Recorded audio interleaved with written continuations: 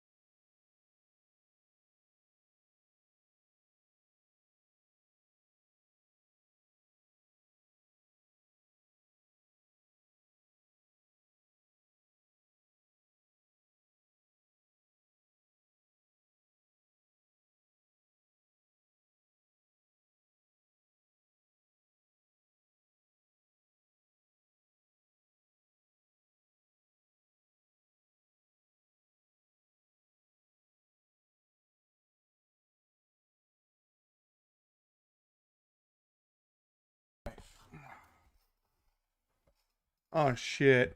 I'm a minute late. Oh no, a minute late A to your minute stream. late. Oh no. I'm fucking horrible.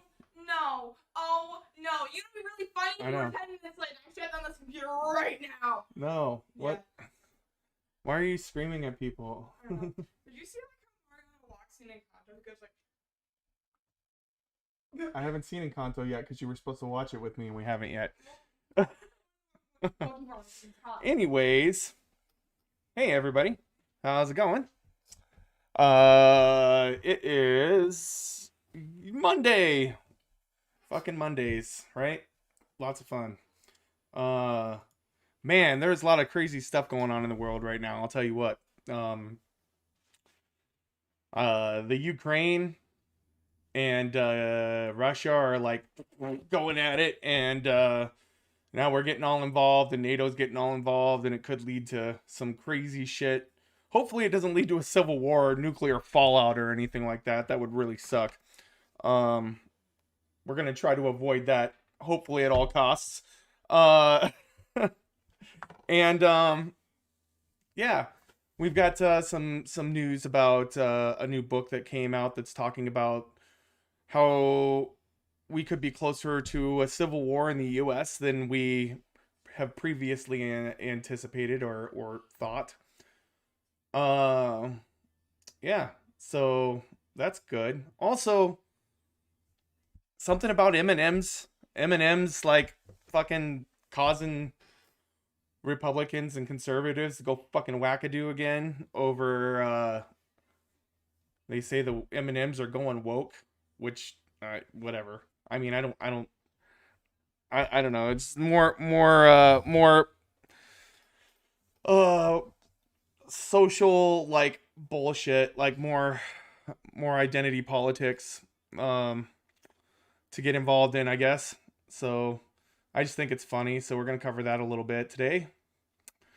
And did want to talk a little bit about since America's not the only country in the world, talk about some suffering that's going on in Afghanistan, and what the ghettos and the slums in Afghanistan are having to deal with nowadays. Yeah, so there's lots of stuff that we're going to talk about. And then oh yeah, then I want to play this new game that I found on Game Pass called Nobody Saves the World. I thought it fitting for this particular stream. So we're going to go ahead and do that too. Yeah, got some new videos out on YouTube, guys. A couple that I had recently done about white supremacy and how to fight it, and how the government should fight it, things like that. And there'll be one out tomorrow about COVID and how cannabis can potentially treat COVID. We're not there yet. Don't get too excited, but we do have a study that's going on that seems to be promising. So we'll just say that. And we don't want to give any misinformation or anything. You smoking that big fat doobie at your house is not going to stop you from getting COVID. Don't think that. But there is some promising studies going on. With that said, let's go ahead and drop that intro.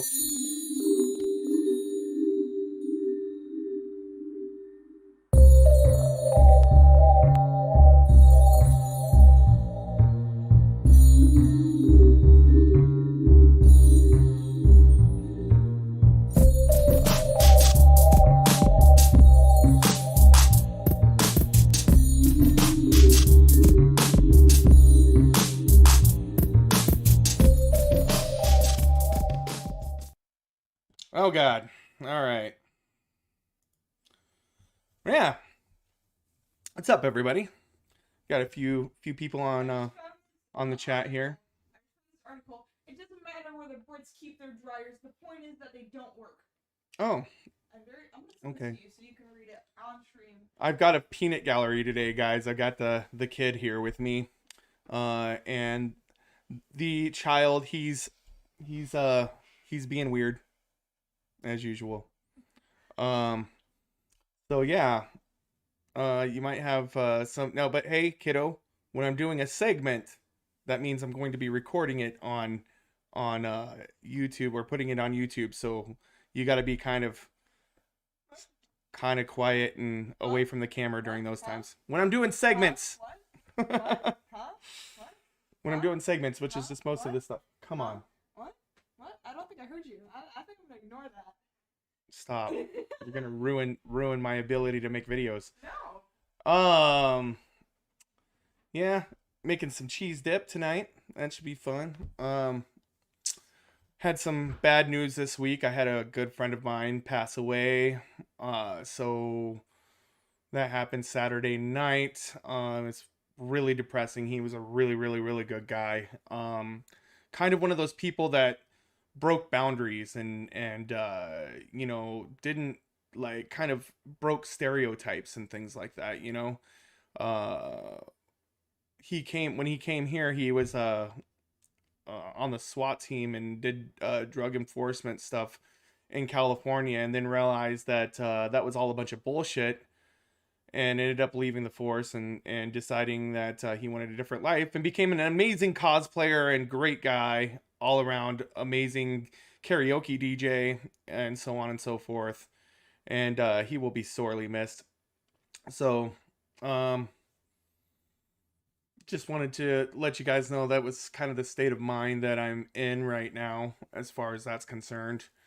And I also have a good friend who's we're having a going away party for tomorrow. She is moving to the St. Louis area, and she's one of my besties, and it's gonna hurt. It's gonna suck, but we're gonna have a good time tomorrow. We're gonna let her know how proud we are of her, and send her away right on the next chapter of her life.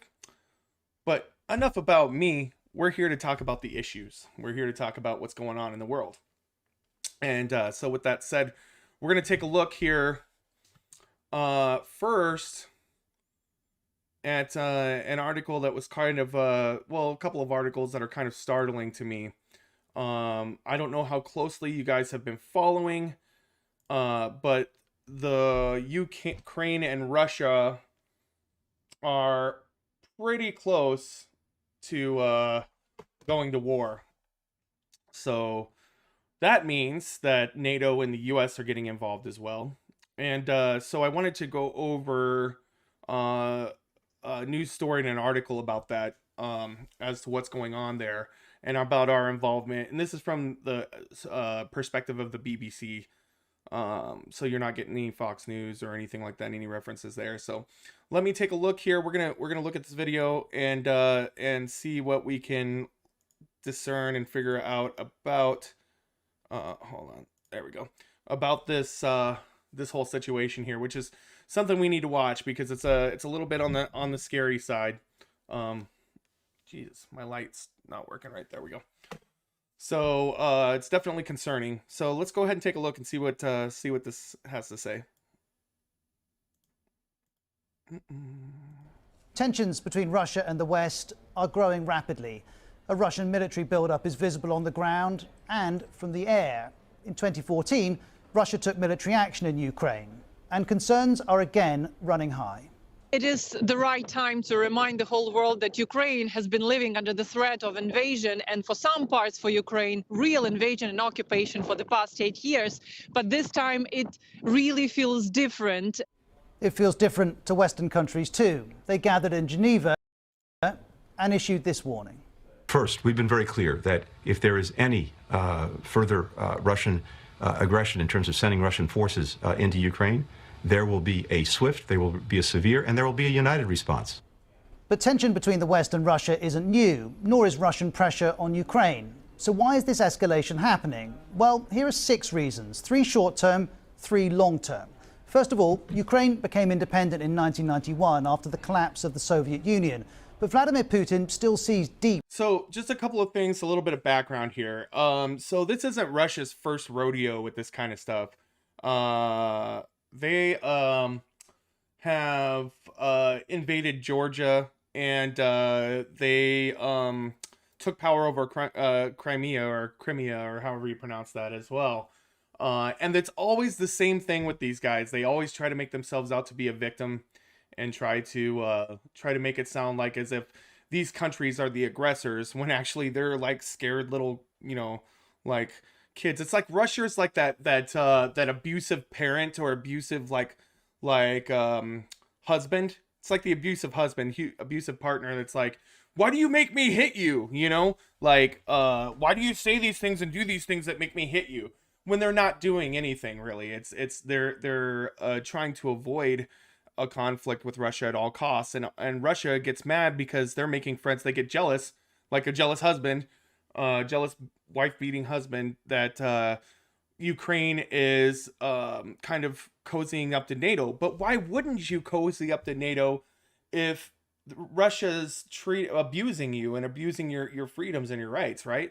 So like NATO is the one that they're going to go to get protected from Russia. So that's a little bit of background on this. These guys are not, it's not something that they haven't done before. This is a regular thing. They keep testing the waters to see how much bullshit they can get away with. Cultural and political ties. Last year he wrote, "I said that Russians and Ukrainians were one people, a single whole." And as Ukraine's relationship with the West is deep. That's what you think, Putin, because most Ukrainians don't see that, except for the ones in the East that you've paid off to be forces that fight on your behalf to bring about secession or bring about annexing of the Ukraine. And so is Putin's determination to stop this from happening. Here's the BBC's Steve Rosenberg. Some people here believe that Mr. Putin sees himself as a leader on an historic mission to try to bring Ukraine back into Russia's orbit, and not only to do that, but to... Man, they are so good at their propaganda. Like it's always this united. They always talk about being united, one united peoples, blah blah blah. But you have to have everybody agreeing on that before you can be a united peoples. Otherwise, it's an arranged marriage, right? Like you can't do that. Secondly, they're always playing it off as they're the victims in the situation. Oh, Ukraine was taken from us. Ukraine wasn't yours to take. You know, the USSR was split up for a reason. And Putin was, if I'm not mistaken, quite young at that point in time. So I don't think he was extremely involved in politics 40 years ago. Maybe a little bit, but it's all coming from Putin. Like, you know, Gorbachev had said something about the NATO said that they weren't going to go any farther east with their you know, support or their what, you know, meddling, as they put it. But Gorbachev was lying about that whole thing, and later admitted that there was never any conversation about NATO saying that they weren't going to push their efforts farther east. That never happened. So that was just a seed for a basis of propaganda that has come to fruition today. To re-establish for Moscow a sphere of influence in this part of the world. Our second reason is what happened in 2014. Russia annexed Crimea from Ukraine and supported separatists in the east. And for some there, this was welcome. Recognition is very important for our republic. We fought for this. We spilled our blood for this. The end goal is to be part of the Russian Federation. Russia denies that's the end goal, but its support for separatists is real, and it was hit with a range of Western sanctions because of... And that's the thing, is see, Russia, once they find out that there's any people, you know, in every country, there's going to be some portion of the population that is anti independence, you know. And so what Russia did is they latched on to that small minority of people, and they amplified it so it looked like, you know, that they had a justified reason to come in and annex Crimea. So that's basically what happened. They see it as, you know, they try to frame it as liberation, but it's not. 2014. And there's been a military consequence too. Ukraine's army is now almost twice as big as it was in 2014. Third, well, we need to look at NATO's expansion. NATO is a military alliance dominated by the US, but with most members in Europe. This map on the NATO website shows us Russia in the east, and light blue coloured countries are all NATO members. Some of them are former members of the Soviet Union, something Putin says is a broken promise. We won't move 1 inch towards the east, they told us in the 1990s. Again, they did not say this. This was a false statement made by Gorbachev that he later had said that he was false about, that he was lying about. So this statement from Putin is just rehashing old lies in order to try to push his narrative, basically. Happened. They deceived us. They brazenly tricked us. The West categorically denies this, but Russia remains infuriated, not least when Ukraine takes part in joint military exercises with NATO, or when the European Union says things like this. And as ever, the European Union stands by Ukraine in these difficult circumstances. We are very firm in our resolve. Russia wants NATO to pull back. NATO says it won't. And if those are three longer-term reasons... So here's what the case is. If NATO pulls back away from Ukraine and stops aiding the Ukraine and stops providing weapons of defense to Ukraine, Russia's just going to fucking roll over them. That's what's going to happen. And then Russia's going to get bigger. And then and that can cause some problems down the line. But in the immediate situation, it takes away the Ukraine's independence, right? So those people have no say in the situation if NATO backs away. So, you know, I kind of support that decision that they should probably stick around in that area. And at least, I don't think that the U.S. should get involved directly. I don't think countries should get involved directly, because that would probably just exacerbate a World War III situation, possibly nuclear, so Cold War, or even worse, nuclear fallout. So that's something that we want to avoid as of right now. But using NATO to supply and using weapons, defensive weapons, giving the Ukraine defensive weapons and letting them defend themselves is a good thing. And using NATO troops to kind of help defend and to supplement the amount of troops that the Ukraine has is a good thing, because let's face it, the Ukraine is like minuscule numbers in the military as compared to Russia. So it wouldn't be a contest. I mean, the weapons are helping, it's evening the playing field a little bit, but it's not going to stop Russia necessarily. So there has to be some troop involvement as well. Here are 3 reasons why this has escalated recently, starting with Putin's view of attitudes in Ukraine. This poll is from September last year, showing 81% of Ukrainians saying they have a negative attitude about Putin. Or there's this statement from Ukraine's president. We have everyone's full and permanent support by Ukraine's international partners, by Europe and United States in particular. Ukraine is still getting closer to the West despite... See, it doesn't really sound like the Ukrainian people or its legislative bodies want to be overrun by Russia.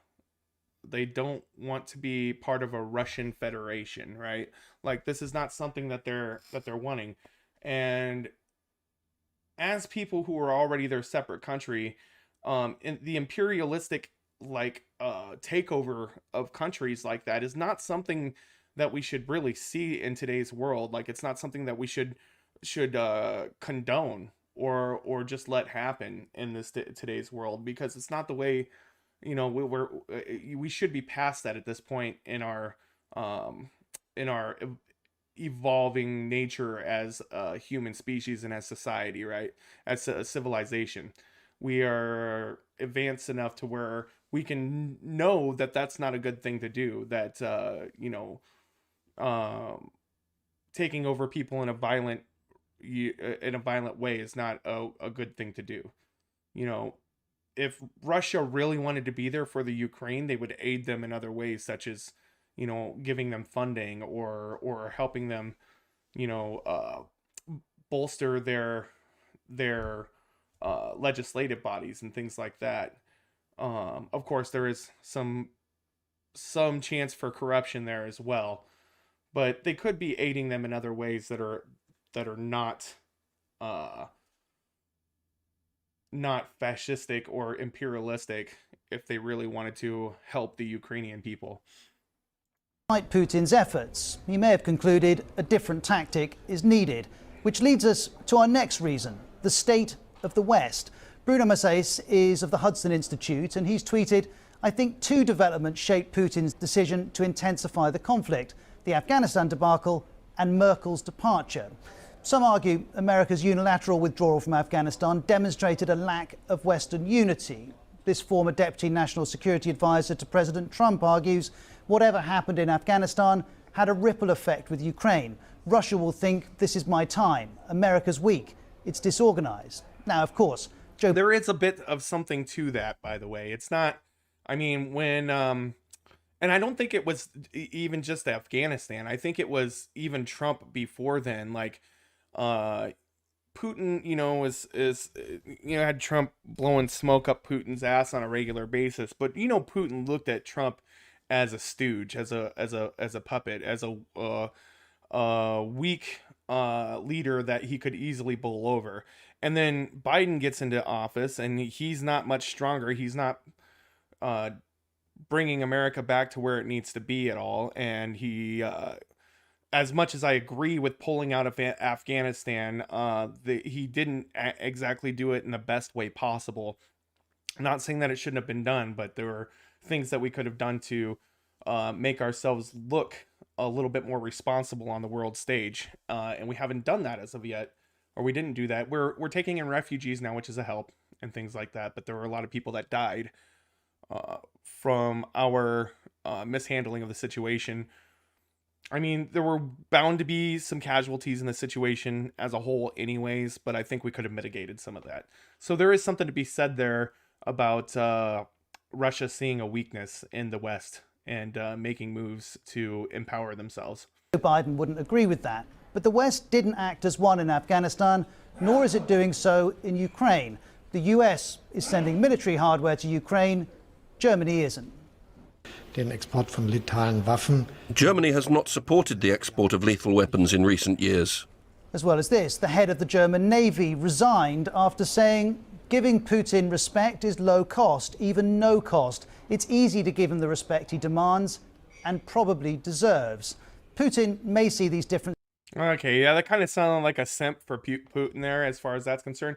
But there is something to be said historically about the U.S. Trying to bolster their strength and save certain administrations from being voted out by starting wars in other countries. And I'm hoping and praying that this is not an attempt by Biden's administration to start a war so that they can stay in office, even though that they haven't been doing what they need to be doing to fix this country. Now, I'm not saying that the Republicans should be in charge either. None of them are. All of them are dangerous, and all of them are either weak or dangerous or both, right? So we do need a more progressive representation in this country. I wish someone like Nina Turner would win presidency, and that would be a big help, I think, and would go a long way abroad too to see a change like that in the American public. Now, unfortunately, I do see that this could be used politically in order to bolster or to cover up things like to cover up the fact that Biden hasn't done much in his presidency as of yet, to cover up for their shortcomings. So we have to make sure that we're not that we're protecting the Ukraine for the right reasons, and not just to bolster our strength and to save Biden's ass from, or the Democrats' ass from losing ground in the legislative process. So, as an opportunity, though the West insists it is not. What is beyond dispute is our final reason, what everyone can see with their own eyes, this enormous Russian troop buildup on the border with Ukraine. This is the immediate reason for the escalation, because as the Russians build up, so now does the West. The US has given Ukraine what it calls 90 tons of lethal aid. The UK is also sending equipment, and it's been noted.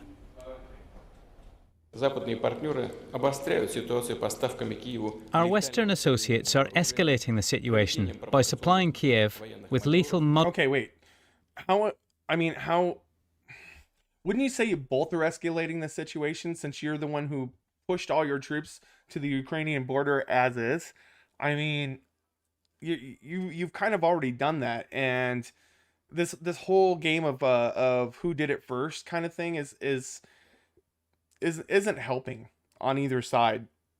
So I think that this is kind of a cop out to say, oh, the Wests are making it worse because they're bringing in troops. What are they gonna? What are we supposed to do at this point? Just let you roll over the Ukraine?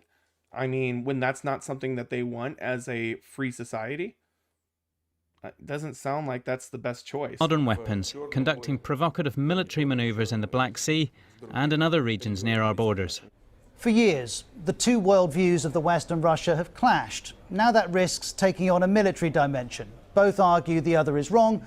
Both argue the other must give ground. And Ukraine has become the issue on which to test the strength of their arguments and their military. So, yeah, that is definitely something that is tending to be a problem right now, as is that whole situation with the Ukraine and Russia. Now, I do want to say that there is some involvement, with these kinds of things in the United States. We've got an article from Axios here that goes a little bit deeper into the situation, and I probably won't go like super into this, reading the whole thing, but I do want to go over it a little bit, just because I think it's kind of gives you guys an urgency of the situation from the U.S. point of view as well. So it says Pentagon, 8,500 troops on high alert for possible deployment to Eastern Europe. So Defense Secretary Lloyd Austin has placed 8,500 troops on heightened preparedness to deploy to Eastern Europe in case NATO activates its rapid response force over tensions with Russia, the Pentagon announced Monday. Why it matters. No decisions have been made to actually deploy U.S. forces, but the heightened alert level will allow the military to rapidly shore up NATO's eastern flank in the event that Russia invades Ukraine. The Pentagon warned that Russia has shown no signs of de-escalating and continues to amass troops on Ukraine's borders. This is like any situation, you know, somebody brings bigger guns, these guys bring bigger guns, and then neither one of them are going to give up. This is all but inevitable that this is going to happen. All right, because think about it: is Russia and Putin going to do all of this, send all of these troops into the area and shore up their lines and things like that, spend all of this money and effort doing that, and only to lose face by backing out at the last moment? This is not something that's going to happen. These guys are locked step into this conflict, and I don't see any de-escalation happening myself. You know, there's a chance that it could get resolved peacefully, but the way things are looking as of right now, with egos flared for both sides, or for, you know, for the country, NATO trying to protect, and then the US has its own reasons, as I explained earlier, for maybe wanting to get involved in this. It seems like it's an inevitable situation. So what they're saying, this is really about reassuring the eastern flank of NATO, and it's also about proving how seriously the United States takes our commitment to NATO and to the Article 5 commitment inside NATO, Pentagon Press Secretary John Kirby said Monday, referring to the alliance's commitment to collective defense. Kirby stressed that no mission has been signed, but the troops are on high alert, include additional brigade combat teams, logistics personnel, medical support, aviation support, intelligence, surveillance, and reconnaissance. Yeah, that sounds like a package there. Kirby also reiterated President Biden's position that U.S. troops will not be sent to Ukraine to fight a war against Russia, but the West is still determined to deter Moscow from launching an invasion through the threat of sanctions and military aid. Now, I'm hoping he sticks with this, guys. Like, I really hope that he sticks with this whole idea that he isn't going to send our troops directly to fight a war against Russia, because that could ignite a world war. It could easily do that.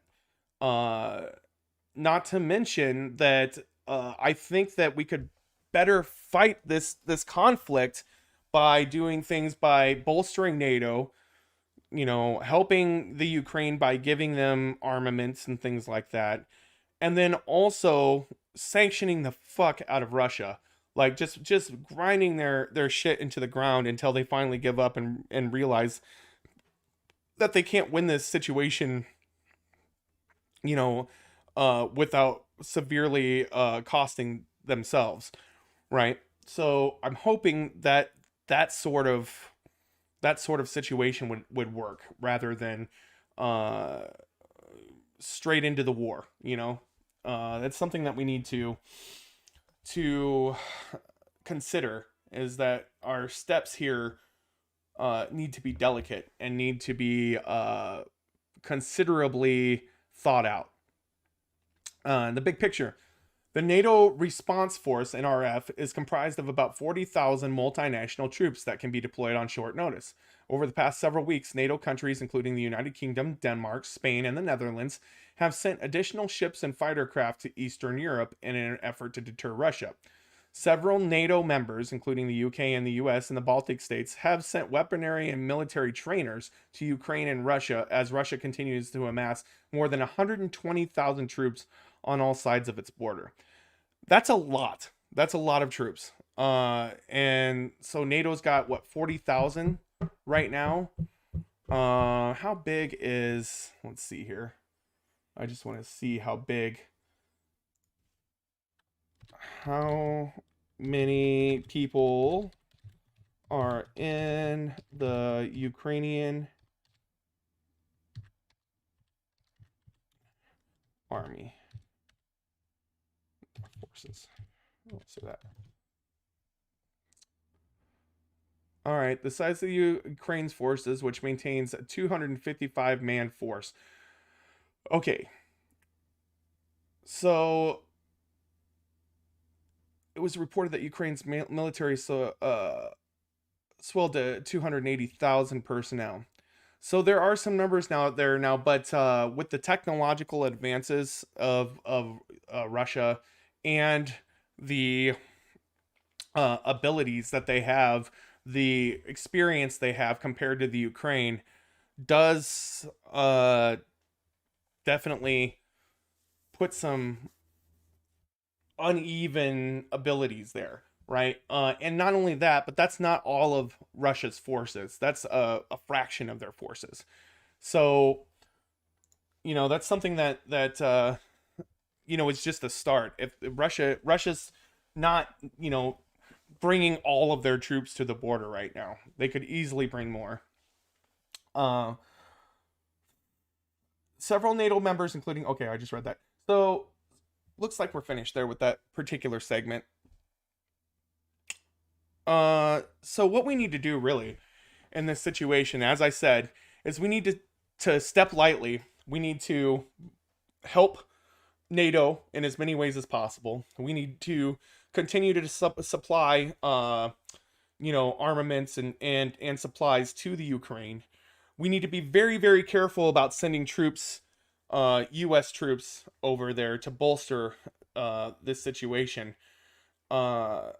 Because once we do that, once a superpower like the U.S. gets involved like that, it could easily split the world as far as who's on the side of the Ukraine and who's on the side of Russia, and it could start a all-out full-scale world war, which we don't want, especially since Russia does have nuclear armaments. It's something to watch, guys. We need to watch this very, very, very, very closely, because it's not something that we can fuck around with. It's a very, very volatile situation, and I don't feel really particularly good about it right now. So I think that we all need to pay attention and make sure that we're making sure our government doesn't misstep in this situation as well. And we can do that by, you know, calling our senators and calling our people that are our legislators and tell them that we do not want a full-scale war with Russia, but we do want to support Ukraine. That's what we need to do. That's pretty much all I've got to say about that. Gosh darn it. I should have went to the restroom before I started stream, because now I have to go. I'm going to make it quick, guys. I'll be right back, okay?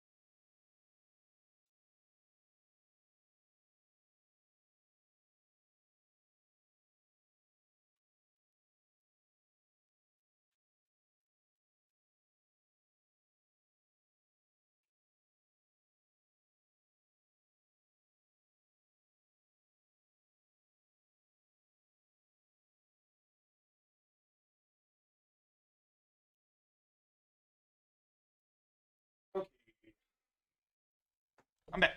All right. Gosh darn it. You know, you get older and your bladder doesn't like listen to you as much as it should. So that's fun. There we go. All right.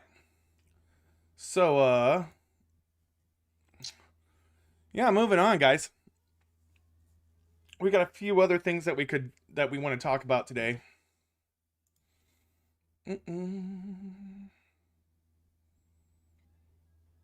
Oh shit, I think I closed something I wasn't supposed to. Let's see here.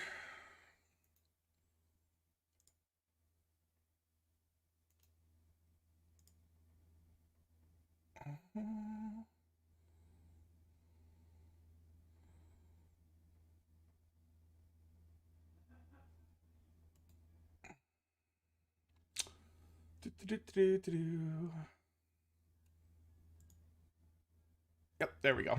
Got it. I knew I closed something I wasn't supposed to. How we doing, guys?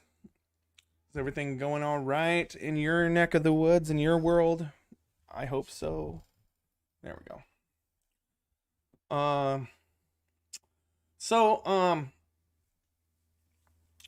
Lots of crazy shit still going on in this country as well.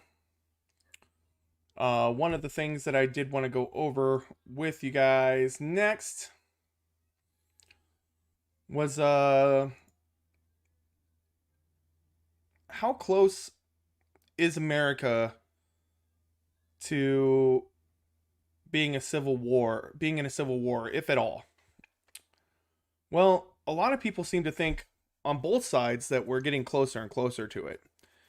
And I believe, you know, the thing is that it's mostly on the right where people actually want it to happen, right? They want the violence.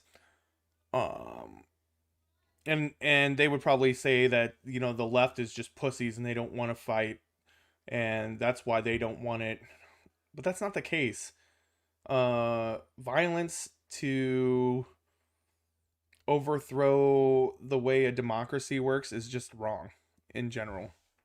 But so here's what we're looking at now. An article from The Insider.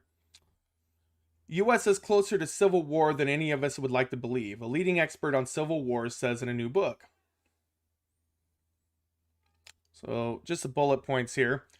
Barbara F. Walter, a Civil War expert, said the U.S. is closer to violent conflict than you may think. In her new book, Walter identifies 3 factors that increase the likelihood of a civil war. So let's go ahead and take a look at what she has to say. So Barbara F. Walter has spent, I don't think that's the same Barbara Walters. That's Barbara Walter. So for anybody who thinks this is the old host of 60 Minutes or whatnot, it's probably not. Barbara F. Walter has spent more than 30 years studying civil wars around the globe, and according to her new book, the U.S. is a lot closer to one than most people think. Walter, a political scientist and professor at the University of California, San Diego, is one of the world's leading experts on civil wars. She's a member of the Political Instability Task Force, a group of analysts that study data to predict where volatility and violence is most likely to break out. In her new book, How Civil War Starts and How to Stop Them, which came out this month, Walter outlines 3 factors researchers have identified that presage civil conflict, and explains in detail the ways in which the U.S. exhibits those warning signs. And I mean, I guess, you know, a lot of us can just feel the tension that's going on in this country. You know, it's not just imagined. There is some serious tension going on in this country, and it's hard to ignore. I mean, even when I'm at work and not doing the political thing, because God knows I try to in certain areas of my town, I don't want to tell people, you know, my political views as much, because I'll probably get strung up and stoned to death in certain areas of my city, especially towards the outskirts, towards the more rural areas. But says she said one of the best predictors of civil war is if a country is moving towards or away from democracy.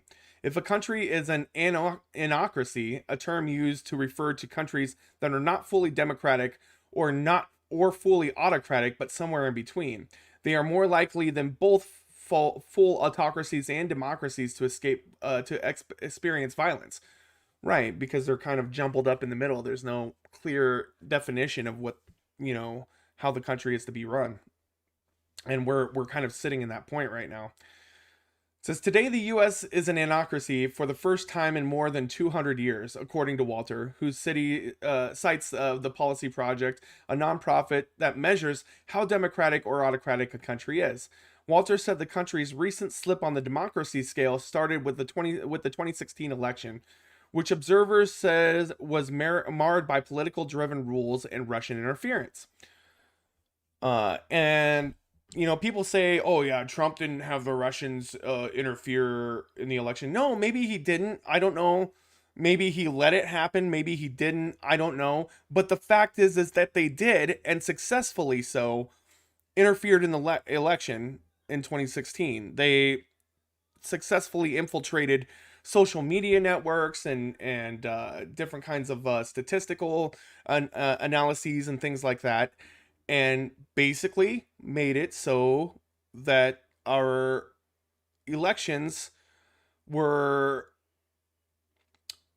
basically pushed or basically jumbled and muddied would be the great word for that there, by outside international forces such as Russia. So then it says the U.S. slipped further on the scale during President Donald Trump's term, when executive powers expanded and the president refused to cooperate with Congress's first impeachment inquiry, Walter said. And then it slipped again after the January 6th insurrection. So these three events all together have made democracy slip lower than it has been since the beginning of this or since the end of the Civil War, basically. And if you notice there, all of these things happened as a direct result to Trump being president. And I know a lot of people are going to say, why do you blame Trump for everything? Why do you do that? Why do you say it's his fault for everything? I'm not saying it's his fault for everything. What I'm saying is that by statistical analysis and by a look at by experts on this, it says that him being in power and his lies about the elections and his failure to cooperate with the legislative and judicial branches of the United States, he weakened democracy. This is what the man did. It's not me hating on him for who he is, even though I don't personally like who he is as a person either. He was incompetent and so erratic in his authoritarianism and so fascistic in his ways that he caused the slip of democracy. Him and his associates and his administration. These things happened. So Off Time says, how much did Russia spend on Google ads? I don't have that number in front of me, but I know that they did spend a lot of time on Facebook, Twitter, social media in general. They put together commercials and did all kinds of email campaigns and things like that, which helped to undermine the views and ideals of the American people during the election. They bolstered Trump in many ways. There were a lot of things which separated the people during the whole thing and caused a division between us because they wanted to instigate things. And so these are all things that had happened within the United States and helped to destabilize the faith of in democracy of the American people. Let's see here. Another warning sign Walter points to is factionalism, a specific kind of political polarization. Countries that factionalize have political parties based on ethnic, religious, or racial identity rather than ideology, and these parties then seek to rule at the exclusion of and expense of others. She writes, adding that Trump especially catered to Americans along ethnic and religious lines with a focus on white evangelical Christians. And this is very true from the rhetoric that he put forth, not only during his campaign, but all the way through his presidency as well. Finally, Walter points to a phenomenon known as downgrading as another predictive measure. Downgrading refers to a dominant group's loss of status in society. She said researchers have found the trajectory of a group's political status was the most powerful determinant of violence. People were especially likely to fight if they had once held power and saw it slipping away, she writes. Walter said downgrading can apply to all kinds of groups, rich or poor, Christian or Muslim, white or black, but the key is that the group feels a status reversal, not just a political defeat. You see this a lot with white nationalists right now. You see that that white nationalists feel that they're losing their power, that they're losing their grip on society because we're bringing in immigrants and Muslims, and that the liberal elite are taking over, and BLM is a terrorist group, and so on and so forth. All of these things are exactly what she is talking about in this section.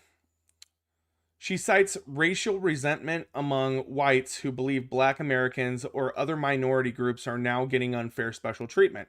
She also points to Trump's focus on the grievances of working class people and his attempts to appeal specifically to those who feel they have lost something. That's right, you know, he plays on fears, and he's really good at that. And so he's been playing on the white flight fear, the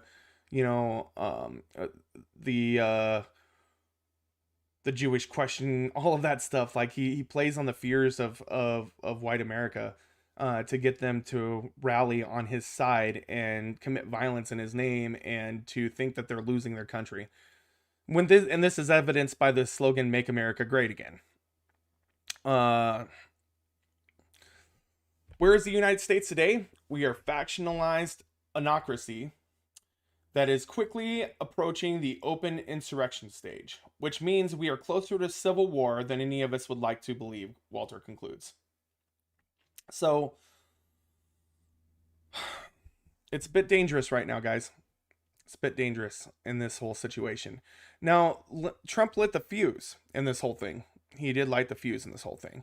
But it also goes to show that once the fuse is lit, there's not much you can do about it past that. You know, there's not something that we can really do in order to stop the train that's already a-rolling, if you know what I mean. So that's kind of the situation that we are in right now. Let's see here. There we go. So, yeah. Best devil costume ever. Oh, he's talking about my friend that passed away. Okay, yeah. Yeah, Hans, that was really upsetting to hear, you know, that he had passed away in the manner that he did, especially, and so suddenly. So, anyways, as I was saying, the fuse is already lit. Whether, you know, it was completely by Trump, there was definitely problems before that, but he exacerbated them. He lit that fuse of civil unrest that we've had in this country. Off time. Do you have examples of the memes? The TSA on Friday acknowledgement is allowing illegal immigrants to present arrest warrants as identification to get on airplanes, but said it was ending the practice. I don't know, like, that doesn't sound quite right to me whatsoever. I'll have to look into that. And again, off time, I know I told you that if you wanted to debate me, not to do it in chat, but you can ask questions or comment, but I'm not going to necessarily respond to them. If you would like to debate me, you can email me at vertigoveritas@gmail.com. That's VERTIGO, Vertigo Veritas, VERITASTV @gmail.com. Okay? So I'm not going to stop my segments here that I have already planned out to go on a stun lock to look for the rabbit hole that you're trying to send me down. Okay? So I will be more than happy to debate you, but you have to contact me through proper channels. Anyways, moving on, I did want to talk about this article then. That states that Trump could still lead us to the U.S. Civil War even if he doesn't run in 2024.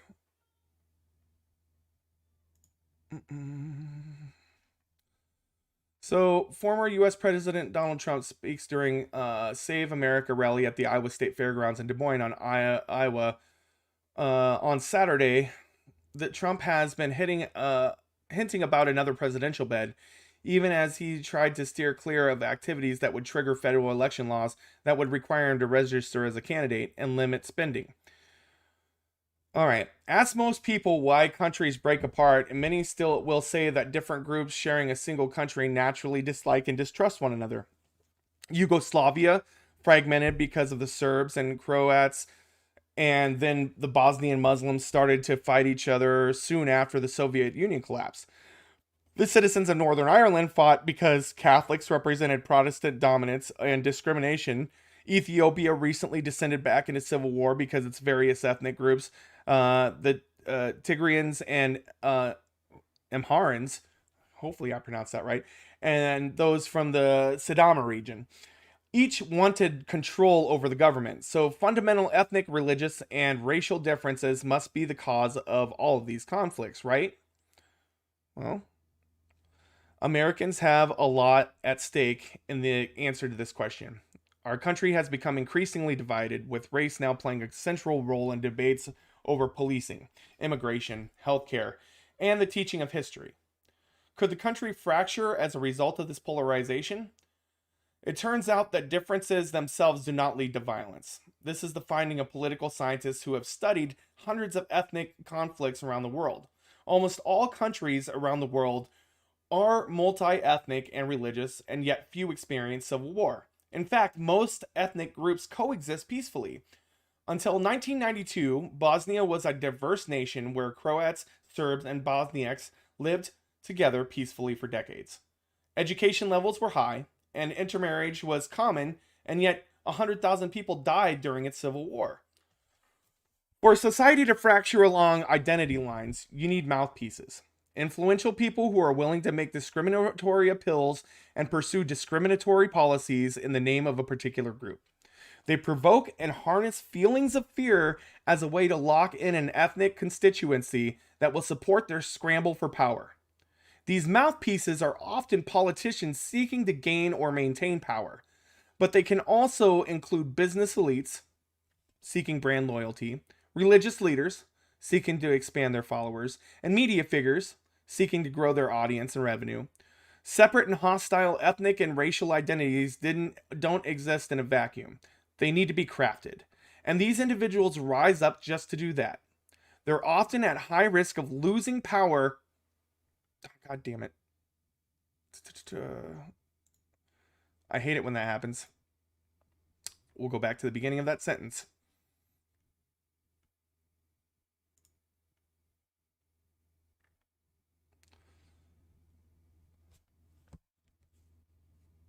For a society to fracture along identity lines, you need mouthpieces. Influential people who are willing to make discriminatory appeals and pursue discriminatory policies in the name of a particular group. They provoke and harness feelings of fear as a way to lock in an ethnic constituency that will support their views for power, to scramble for power. These mouthpieces are often politicians seeking to gain or maintain power, but they can also include business elites seeking brand loyalty, religious leaders seeking to expand their followers, and media figures seeking to grow their audience and revenue. Separate and hostile ethnic and racial identities don't exist in a vacuum. They need to be crafted, and these individuals rise up just to do that. They're often at high risk of losing power or have recently lost it. Seeing no other routes to securing their futures, they cynically exploit divisions to try to reassert control. And this is exactly what President Trump did.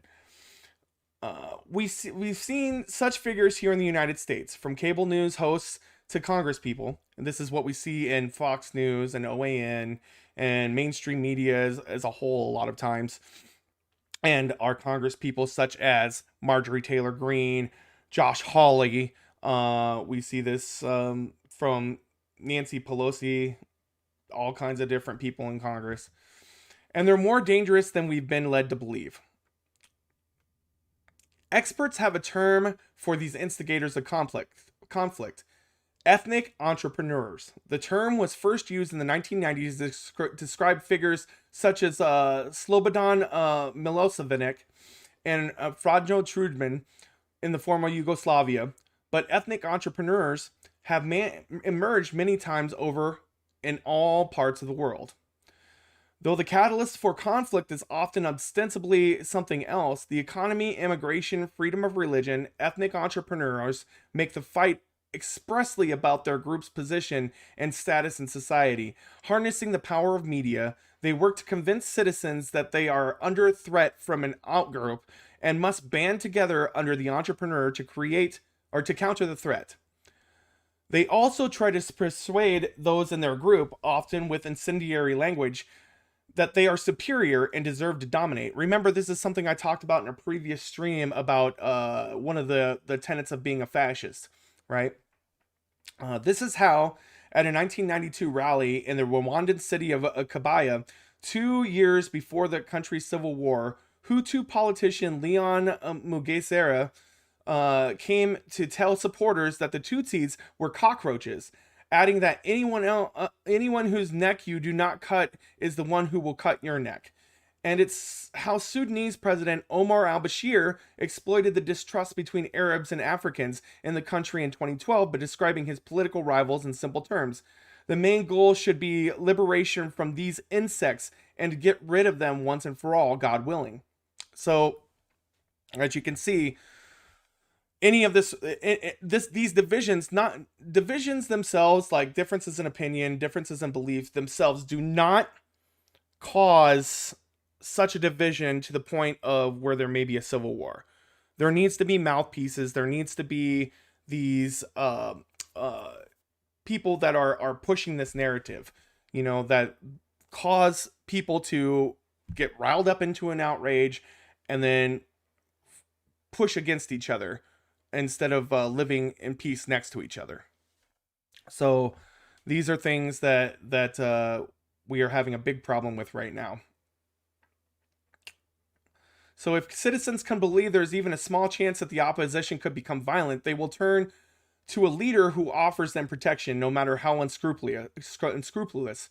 Thus, when Tudjman adopted the Croatian coat of arms and purged Serbs from his government, Serb residents of Qizmhet interpreted their sudden loss as confirmation that Milosevic's warnings were true. Likewise, by the time Milosevic ordered the Serb-dominated Yugoslav army to move into Croatia, Croatians had begun to believe that their way of life, championed by Tudjman, was under an attack. Both factions eventually took up arms in the misguided belief that violence was the only way to protect themselves and their group. And it was all just staged. It was all propaganda that made this happen, that made them fight against each other when they had previously lived peacefully in coexistence.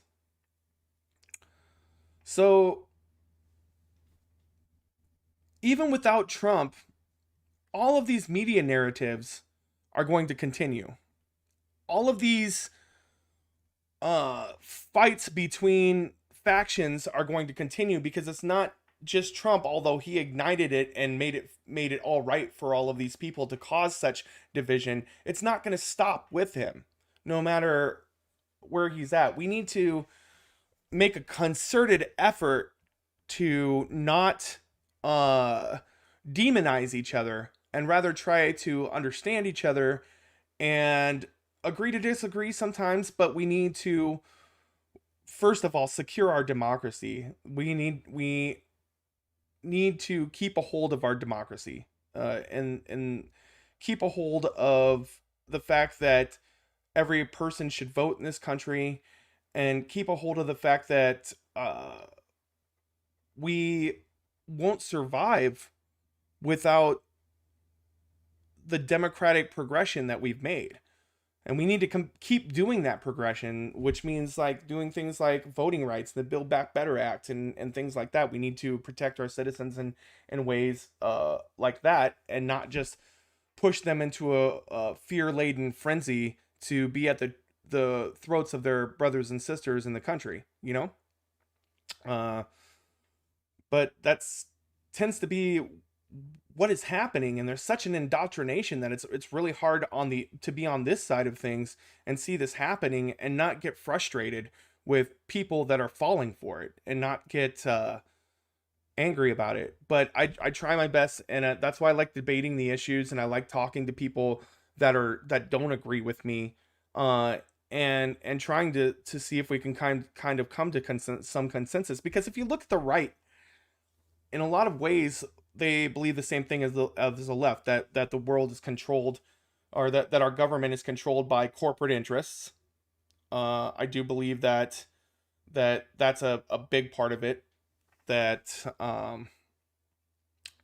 that a lot of people are being pushed down as far as their class is concerned. I think that's something that can be agreed upon on both sides. And, you know, we can agree on the corruption that happens in the government. We can agree that media is bought and paid for by corporate interests. Well, these are all things that we agree on, but it seems that half of the population, or at least a minority, or a large minority of them, are snowed over by who they are saying are the issue, right? So they're saying it's immigrants, and it's black people, and it's the left, the crazy leftist socialism, stuff like that. That's causing these problems, but it's really not. I mean, if you look at Republicans, you guys are simping for all these Republicans, but they raised taxes on the poor and gave tax breaks to the rich. This is what Trump did. This isn't what the left is doing, right? And then you've got people like Manchin, who says he's a Democrat, but obviously is not. He's a coal baron, and he's blocking voting rights. And you see the Republicans are blocking voting rights.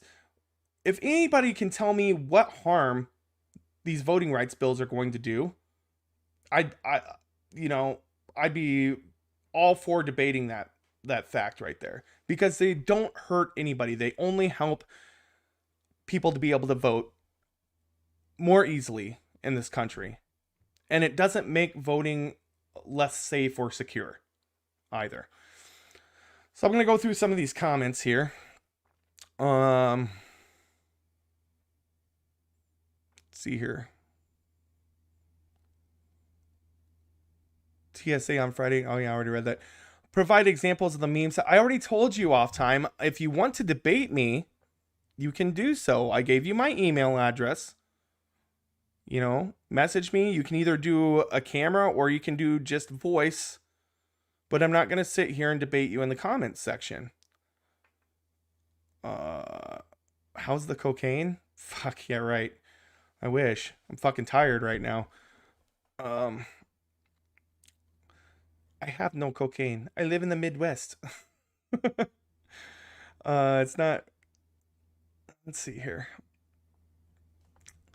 And then Off Time says, again, because he likes to comment a lot, millions are going to starve around the world as a result from the lockdowns, especially poor nations. What does that have to do with what I'm talking about? Again, you need to message me, and we'll debate on a topic. I have no problem with that. Derpshot, how you doing, buddy? Bodily autonomy, taxes, healthcare, and position on COVID will win the next election. I don't know, man. I'm so disillusioned with our electoral politics right now. I don't think that there will be a fair election if we don't stop the gerrymandering that's going on in this country right now. Like there's so many Trump loyalists that are taking over positions of power to weaken election laws right now that's not even funny.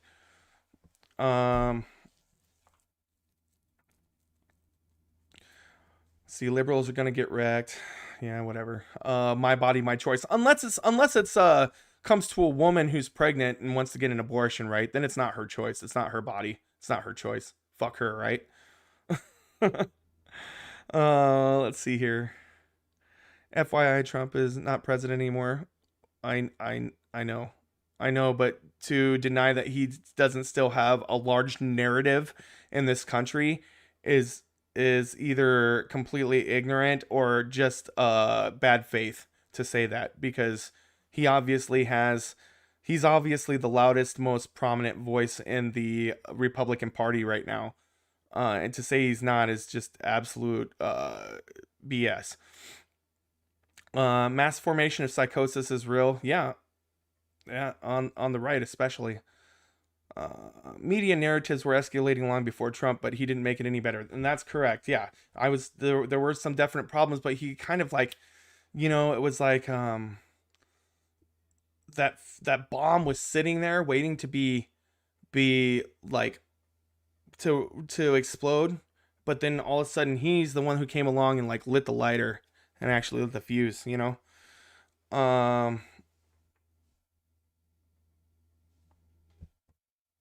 I didn't call everyone racist and white supremacist off time. There's not one point that I did that. I said that that it's prevalent in this country, and that many people who are white supremacists and racists are falling for Trump's narratives, which he's using because it's fascistic tendencies. He's going by the fascist playbook right down the line, and it's harder for him to do in this country, but he's sort of breaking down democracy as he goes along, and he's got a lot of help from the media and from other places, from other groups as well. And then Derpshot says, one thing I dislike in this country is if you like an idea that is typically left or right, you get labeled poorly. I support anything helping those not as well off as someone off. I'm some white woke snowflake. If I tell people I don't want my taxes to go up, I'm called a Trump supporter. Now, okay, so here's the thing, Derpshot. I don't know exactly how much you make, right? I don't know what your yearly income is. I don't really want to know. What I am saying, though, is that it is statistically proven that the top earners in this country, not even the top 75%, or not even the top 50%, not even the top 25%. This is like 20% of Americans are skirting taxes in such a major way that it's harming our country and creating this gap in financial equality that is gross, to be quite honest. It's creating a rift in our country and hurting a lot of people simply because we live in a country where capitalism goes unchecked, and these people want to basically keep the workers down, keep them like wage slaves while they make as much money as humanly possible.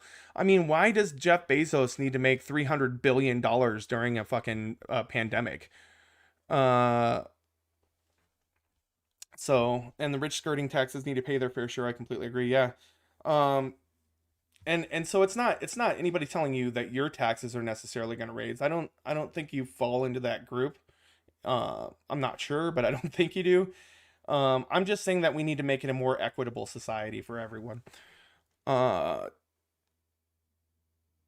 Team politics are about your team and not the truth. That's why I don't fall into team politics. As I said, if I was all team politics, I wouldn't talk shit about Biden as much as I do. He's weak. He doesn't know what he's doing, and if he does, then he's deliberately sabotaging things. So yeah, that's the situation right there, as far as I am concerned. So let's go ahead and switch gears here. Got rid of that.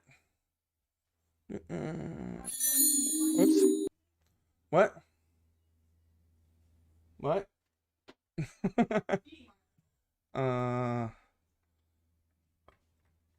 As you can tell, I've got my kid in the house today. So I'm hoping that some of these segments come out all right. I'm going to have to do some editing with as much back and forth as I'm getting, not only here, but in chat, which is fine. But we're going to talk about something a little bit ridiculous right now. You guys like M&Ms? I like M&Ms, especially like, I'm a big fan of the peanut and almond M&Ms. And those ones with the what is it, like malted milk in the middle of them. Those are pretty good too. I like M&Ms. It's good stuff. And when I eat M&Ms, I really don't think about the wokeness of their mascots. I don't really think about their mascots at all. I just like chocolate, and you know, it's good stuff. So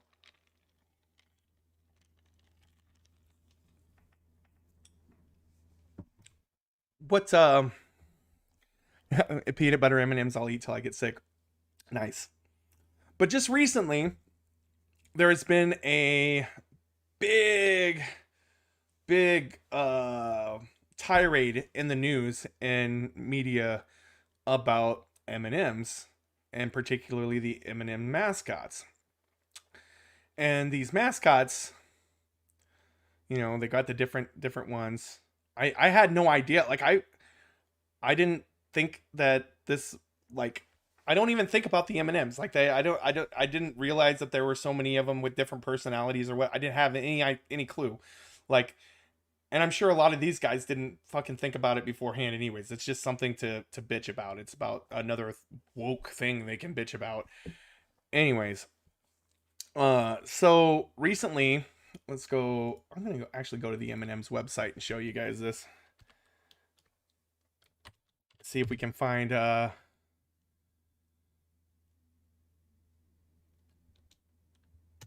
mascots. Here we go. So should we go? Okay, M&M's characters. Here we go. So apparently, like, their design had changed recently. And so these characters, you know, you got your different ones. You got your red one here. We'll take a look here. You got your red M&M here. He's kind of the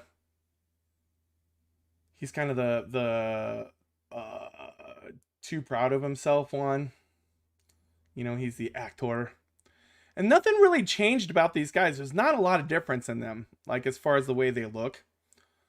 Right now, I don't see anything different about these guys right now. Like, it's not anything that I don't understand why people are talking about this, but because it's in the news and because people are freaking out about it, you know, I figured I'd cover it. And, you know, this guy didn't change at all, by the way. But this is the one everybody, the two girl ones are the ones that everybody are bitching about. And this one, I guess, used to be fighting with the brown one from what I don't know. I really don't know. But now she's a girl boss who, like, wants equality and,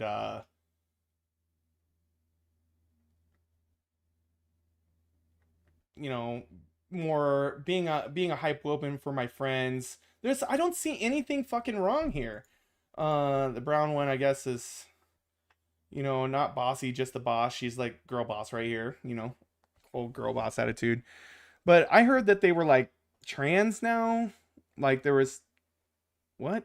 You know, they're not. I don't see how they're even more woke. I don't see it. Anyways, so this wasn't the point. Like I had no idea anything about the M&M's characters except for a couple of commercials I'd seen as of recently. But this article right here, Tucker Carlson, Greg Gutfeld ridicule M&M's woke makeover. Will M&M's still melt in your mouth, in your hands if well, they're not. They melt in your mouth, not in your hands. They didn't even get the slogan right. They melt in your mouth, not in your hands. Melt in your hands if they identify as trans. It doesn't. They fucked that up. So we'll watch this like Greg Gutfeld thing here, real quick, because it'll be funny.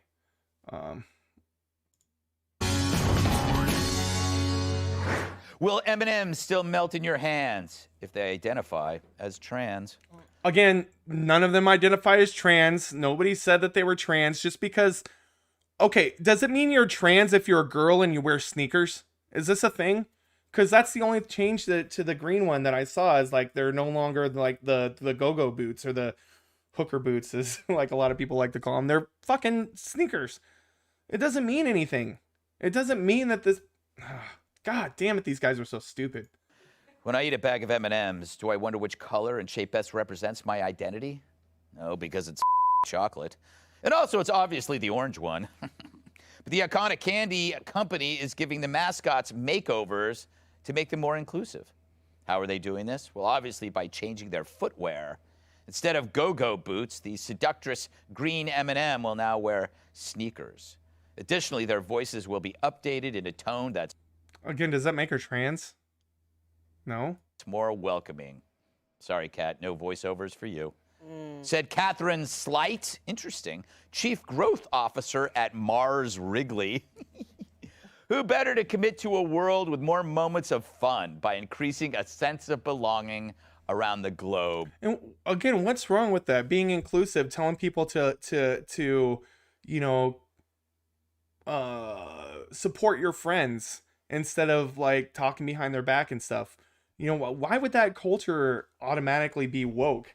Are we supposed to like talk about each other behind each other's backs? Why not be inclusive? I don't get this. Like, what makes this woke instead of just being empathetic toward your fellow man? Than M&Ms. I don't know. Maybe Three Musketeers? We could replace their swords with protest signs. But honestly, this is weird. If you really, truly want to make an M&M feel like they belong, you probably shouldn't be eating them. I mean, what kind of message does it send to children when you devour these little non-binary bonbons? For commentary... Again, not non-binary. Nobody said that they were non-binary. They don't even have genitals, man. They don't wear clothes. How could they be... They're not even human. What the fuck are you talking about? Jesus. There we go to our candy correspondents.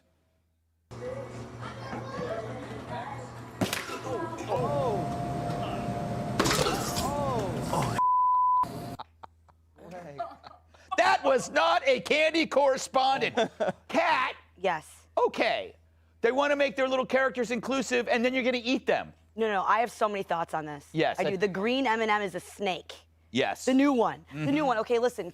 They have little statements and... Okay, this is projection from Sarah Palin Jr. right here. This is total projection, by the way, because you can tell that she's this type of person. She says, I think we all win when we see more women in leading roles. So I'm happy to take on the part of supportive friend when they succeed. Okay, like none of you guys are women, but women all know that the women that are like, I'm a woman and I'm pro-woman and look how pro-women I am. You can't trust them. Because real women... Is that a scientific fact? Is that just because a woman's pro-woman you can't trust her, is what this girl's saying right now.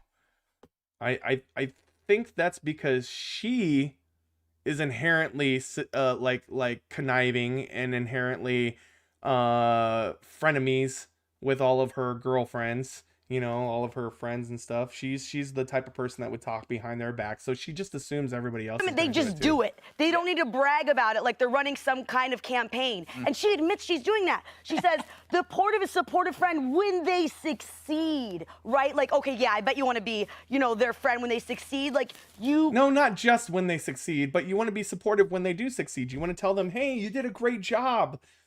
Oh my God, this is ridiculous. It's giving me a fucking headache. Conniving, climbing little bitch. I do not trust her. All right. I don't want to be her friend. So she's. You realize that she's a fucking piece of candy and she's a cartoon, right? Like that's not what you can't be friends with her because she's not real. Somehow made it worse. That's the worst kind. You need to run from women like the green M&M, the new green M&M. Yes, the green M&M is disgusting. She's an opportunistic, evil bitch. Wow. Wow. I'm pretty sure she talks about her friends like this regularly, you know. It's funny how she talks about this green M&M like she's a real person, like this M&M actually exists and is going out to the club and talking shit about her friends. You know, Rob, I have to say, this is not, corporations may be the most embarrassing and. Okay, but Derpshot, this is a news show, right? Like, shouldn't they be talking about serious issues? I mean, they're using it as propaganda, are they not? Like, but they're causing the ridiculousness of it. They're the ones talking about this. They're the ones that are pissed off because they're woke, you know? Like, it's not like fucking, you know, anybody else brought this up. It was people on the right who brought it up to distract from other things. In all of wokedom, right? Because they're so obvious about like trying to create a distraction. Please don't come after us for our diabetic starter kit, which is what candy is. Right. You know, here, look at what we did to our little characters, right. But don't look at all the problems sugar causes. Yeah, don't look at the comorbidity you're creating. Yes. I was interested though. Kat is projecting a lot into the. It's funny that he is talking about comorbidity. I feel like this guy is probably a walking billboard for comorbidities. The green M&M. I feel like we really should come back to that at some point, maybe in the next session. I'm not projecting. I'm reflecting on my own experience. Yeah, no, this is really interesting. I really want to. Kat, we're out of time. And I really kind of think she was serious. I mean, didn't really seem like she was joking. Like, I mean, I've heard other girls talk like that about other girls in real life. So yeah, right. But this is check. I would just say like they are M&Ms are kind of the progressives' idea of the future of the human being, right? We're all kind of shiny and a different color, and we have no genitalia. That's kind of where they want us to go. See what I mean? It's being used to demean trans people. It's being used to demean the left. It's being used as propaganda because they don't have anything better that they can talk about. They don't have a use of issues. They don't have a way to debate the issues because they're in the wrong 9 times out of 10. That's why. And if you put them in your mouth, the color comes off. I don't know what that means. This is part of this weird thing, Jesse, where we have to make sure on 7 billion people on the planet, not a single person can have their feelings hurt. So everybody's got to do something to make sure everybody's okay. I'm going to try my hand at comedy again. Oh, God. And hope it works this time. I came up with some offensive candies. Oh, God. I think we need to change their branding. Butterfinger. Oh, yeah. Oh, yeah. But his finger. Oh, very good. Right? Good. Hershey's. What? Kisses. Hershey's consensual kisses. Nice. Very good. Right-wingers should not do comedy, by the way. The only time, I heard this earlier, so I'm not going to claim that this is my phrase, but the only time that conservatives are actually funny is when they're not trying to be. But it's true. It's very true. Jolly Rancher. Jolly Sustainable Rancher. So I just stopped there. You've truly been enjoying that. That's good. I like these. All right, you know. Oh yeah, make fun of climate change. That's cool. I'm going to save some for the 5, which we already taped. Yeah, you did a great job, by the way, on the 5. I would say Butterfinger, it's but their finger. But their finger. That's my only note. Thank you. Dan, you can fit more than one. Last word. The fuck is wrong with these guys? To you, Walter. So this is all fake. Yeah. Yeah, they do have a major M&Ms case were of already Dunning-Kruger woke. syndrome on the Right. show. A bowl of rainbow-colored candies is as woke as it gets. Yeah, that's true. But they wanted to get the PR for going woke, so they had to invent a problem. They had to invent a confession. Oh, we aren't as woke as we can be. And so this is fake. Number 2, where's Skittles? Again, off time, you've said this before, it's man-made climate change, which is what's occurring right now. It's exacerbated climate change by what we're doing to this planet. For you to say it's not is completely ignorant and completely I don't know if you're just, trying to live your life without and ignore the problems that are happening. I mean, this is what a lot of people do in their lives. So, but I'm pretty sure if you look at things, look at the numbers, look at the way things are changing, look at the climate, it's not a natural occurrence what is happening right now. Yeah, is Skittles just going to stay racist and, because that will give America a choice. Yeah. How are Skittles racist? That doesn't make any sense either. Exactly. Yeah. Good point. Yes. You got a number 3? I had my wife write all my bits because she knew I'd be taking these painkillers. And thanks, girl. I think we got to do a special Gutfeld episode where we are all on painkillers. Yeah, because, abusing pharmaceuticals is funny. Jesus, these guys, but they'll talk bad about legalization of marijuana, but let's cram a bunch of muscle relaxers down our throats. If we announce it beforehand, then it's not a problem, right? Just research. Yeah, research. We could call it the CNN New Year's Eve special. First, we all have to break a finger, though, so we can get a prescription.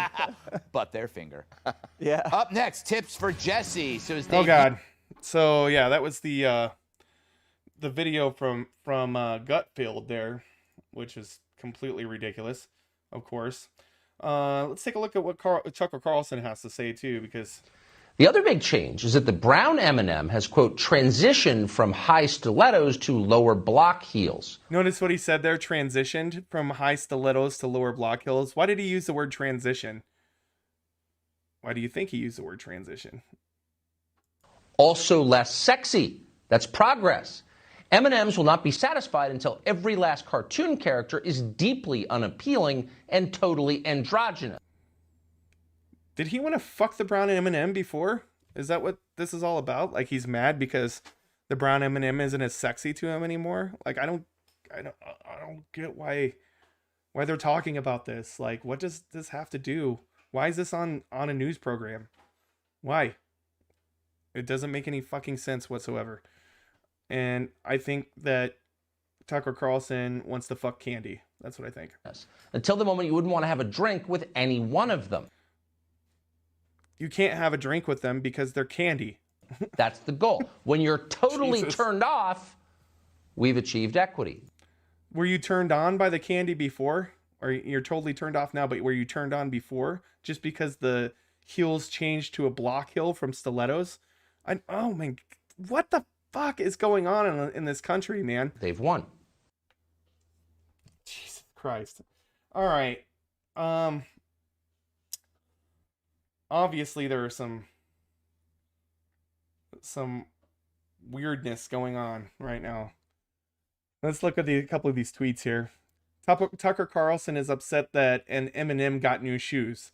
Ted Cruz was upset Big Bird encouraged kids to get vaxxed. Matt Schlapp was upset there is now an Asian American Sesame Street Muppet.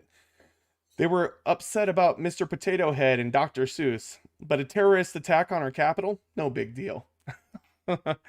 Yeah. Kind of makes some sense there.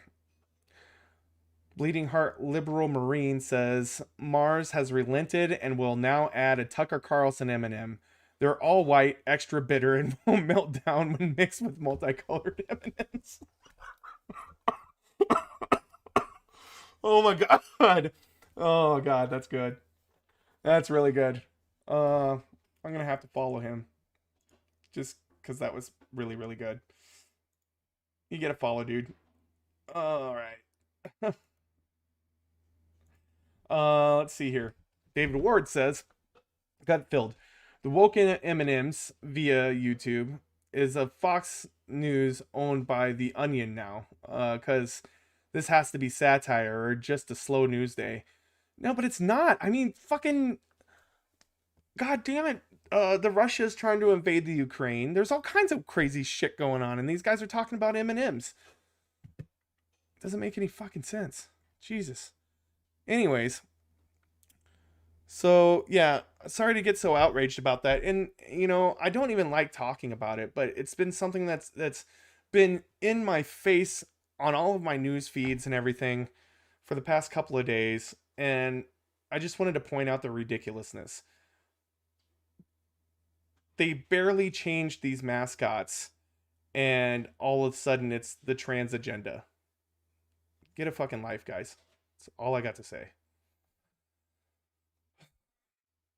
Anyways, that's gonna be a fun segment. I can't wait to get to make the thumbnail for that particular segment. That's gonna be fun. I wonder if I could get by with like having Tucker Carlson bent over with the brown M&M behind him, with the newly attached trans penis. Is that Jesus? So fucking stupid. Oh.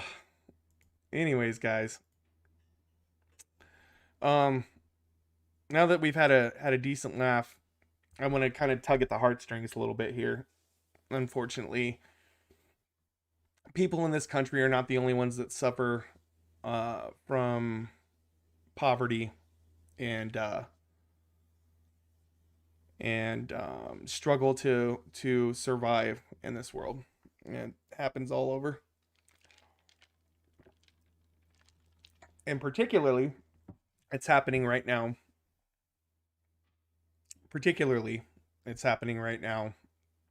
In Afghanistan after the U.S. Left Afghanistan and stopped our endless war there. Now, there are always bound to be consequences for this action. We shouldn't have been there in the first place because, I mean, I feel like we didn't accomplish anything and just made things harder on people there. But I wanted to go over this article with you because it kind of made me tear up a little bit when I looked at this. So let's take a look here. This is from The Guardian. And title is, "I've already sold my daughters, now my kidney. Winter in Afghanistan slums. Crushing poverty is forcing starving, displaced people to make desperate choices." The temperature is dropping to below zero in western Afghanistan, and Delaram Ramadi is struggling to find food for her 8 children. Since leaving the family home in the country's Baghaz province 4 years ago, the Ramadis have been living in a mud hut with a plastic roof in one of Herat city's slums. Drought made their village unlivable and the land unworkable. Like an estimated 3.5 million Afghans who have been forced to leave their homes, the Ramadis now live in a neighborhood for internally displaced people, IDP. There are no jobs, but the 50-year-old has hospital fees to pay for 2 of her sons, one of whom is paralyzed and the other who has mental illness, as well as medicine for her husband. "I was forced to sell 2 of my daughters, an 8 and 6-year-old, she says. Could you imagine? Imagine having to make that decision? Having no other way, it's either that or none of your family eats? It's ridiculous. Ramadi says she sold her daughters a few months ago for 100,000 Afghani each, roughly 700 lira, to families she doesn't know. I believe that's lira. Her daughters will stay with her until they reach puberty and then be handed over to strangers. It is not uncommon in Afghanistan to arrange the sale of a daughter into a future marriage, but raise her at home until it is time for her to leave. However, as the country's economic crisis deepens, families are reporting that they are handing children over at an increasingly young age because they cannot afford to feed them. I mean, imagine if that was going on in this country. Imagine if that's something that was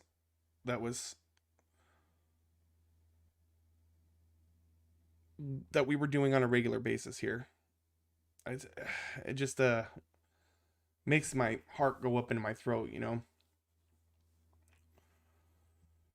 Yet selling her daughter's future was not the only agonizing reason Ramadi was forced to make, or agonizing decision Ramadi was forced to make.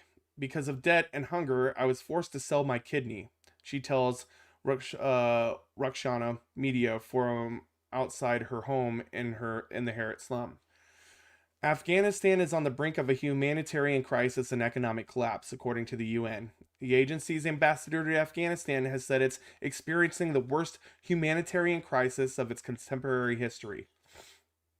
Drought, COVID-19, and the economic sanctions imposed after the Taliban seized power in August 2021 have had catastrophic consequences on the economy. Dramatic rises in inflation have resulted in soaring food prices.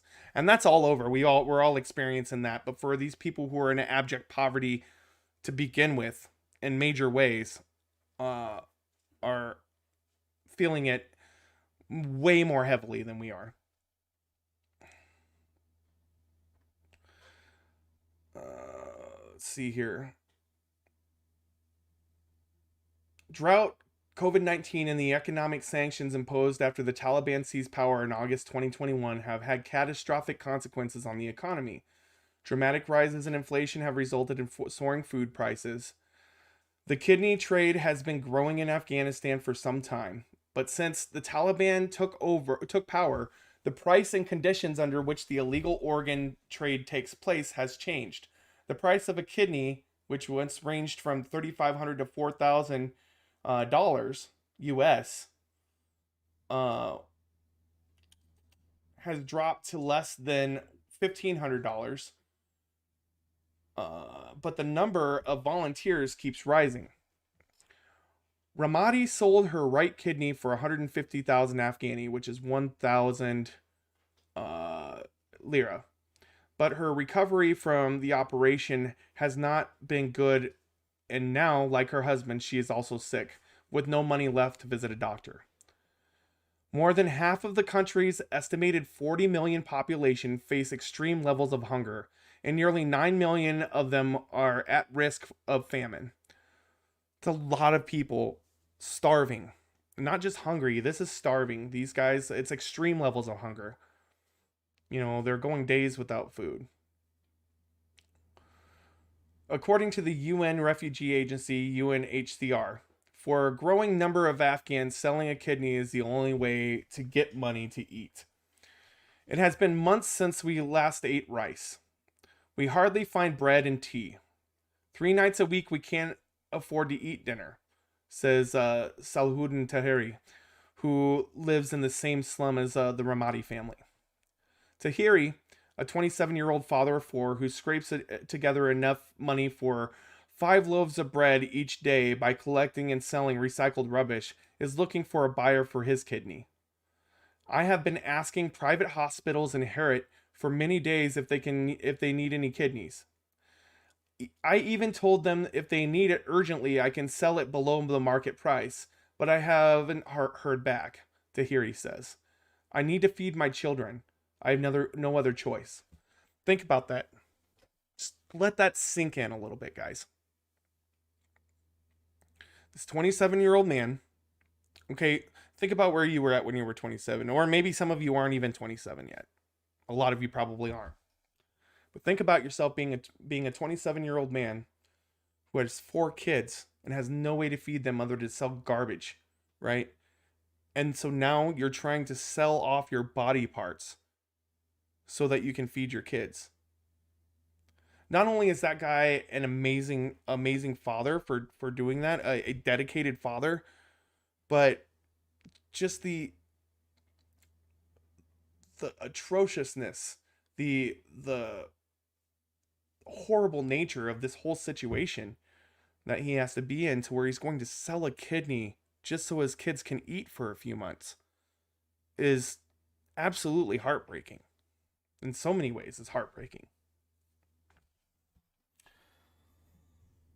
In the past 5 years, about 250 official kidney transplants have taken place in the hospitals in Herat province, with a very limited number being a family member donating their organ, says Asif Kabir, a public health official in the province. The cost of a kidney transplant is 400,000 Afghani, plus the price of the kidney, according to Kabir. But the true number of kidney operations may be far higher. A doctor working in one of the hospitals where most of the transplants take place, who spoke on the condition of anonymity, says, recently the number of people who want to sell their kidney has increased in Herat, and most of them live in the displaced camps in Herat slums. The customers also go to the displaced camps to find a cheap kidney. Saeed Ashraf Sadat, a civil society activist in Herat, was a member of a delegation assigned by President Ashraf Ghani to investigate the illegal kidney trade in May 2021. We found that hospitals were not working according to law. People are working inside and outside of the country to encourage people to sell their kidneys. These people get them visas and send them to the other side of the border. There is more demand for kidney transplants outside of Afghanistan. Countries like Iran need kidneys, and poor Afghans are forced to sell them. Sadat says the investigation he was part of identified 2 hospitals in Herat where kidney transplant operations take place. One of them said it had completed 194 operations, and the other said 32. But more than 500 people were claiming that they have sold their kidney, 100 from a single village in Herat. So the numbers are definitely higher than that. Gosh, guys. Let's read the rest of the end of this here. 2 months have passed since Ramadi's kidney operation, and the money has already gone to pay off medical debt. Her recovery from the operation continued to go badly. I'm so sick. I couldn't even walk because the wound has been infected. It is very painful, she says, adding that the recipient of her kidney only paid for the operation fee, 2 nights in hospital, and her first medicine bill. On the day of the transplant, Ramadi was sick and the doctors refused to operate. I couldn't breathe properly, so the doctors took me down from the hospital bed, but I returned. I told them I am happy with my own death, but I can't tolerate seeing my children hungry and ill, she says. So, next time you guys can't afford a new video game, or even having a hard time paying your phone bill or anything like that, think about this. That, it doesn't downplay your problems or anything, but you have to know that there are places that have it a lot worse. And as human beings, we should recognize this and try to help in any way we possibly can. We should, have our government especially help, because, I know we're taking on some refugees and things like that, but these people are suffering hardcore. And just because they live across the water and have slightly browner skin than we do, we seem to care less. And that's just, it's a situation that makes me sad in general. So I want to keep an eye on that for sure. And, make sure that we're doing what we need to do to take care of our brothers and sisters across the country, because we're one race. We're the human race, and we need to keep thinking about that. That just because somebody looks different than you, or speaks a different language, or believes a different religion, or loves somebody that you don't, that you know, is different from the type of person you love or the type of relationships you have, doesn't mean they're not worthy of our sympathy and empathy, and doesn't mean that we shouldn't do something to help them. But yeah, that's pretty much what I got to say there about that. So I don't know, guys. So we're gonna probably play some video games a little bit early tonight. I didn't want to take up too much time. Like I said, I got my kid here, and it's a little bit harder to stream with the kiddo around, especially because I gotta feed him food and stuff like that. You know, do all of that good stuff. So, but I did want to try out this new game with you guys. And oh, by the way, later on tonight, I am going to jump back on, probably after midnight, because I am going to be jumping onto the open panel on Prime Kai's, where I will be debating. I don't know what the subjects are going to be or anything, but we're going to jump on there and have some conversations with some people, and hopefully bolster the numbers on the stream and get more people watching and that sort of thing. So if you have an opportunity, you're still up around midnight Central Time, please, please, please jump on and watch me discuss politics and social issues with a bunch of people from across the country. It'll be a lot of fun. So, yeah, but I do want to play this video game. So I think that's what we're going to do now. Give me 1 second. I'm going to grab the controller, guys, and then we'll be right back.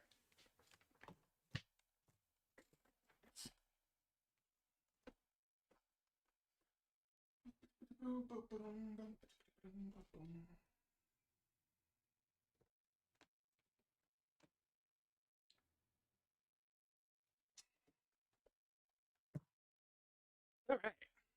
Here we go. Again,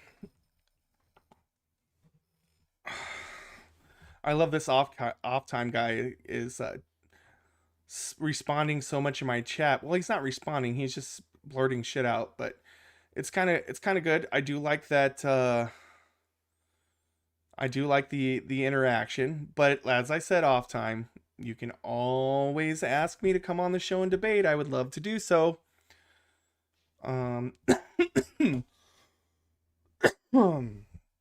So yeah. Let's see here. Let's get this game going. Controller recommended. Well, I got a controller.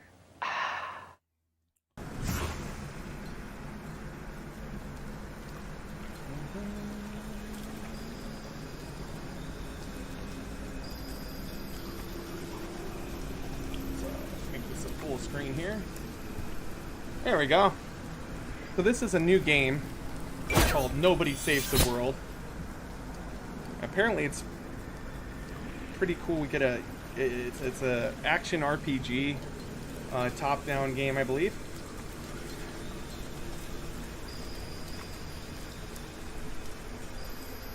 Let's see here. Xbox asking me all kinds of questions here. All right.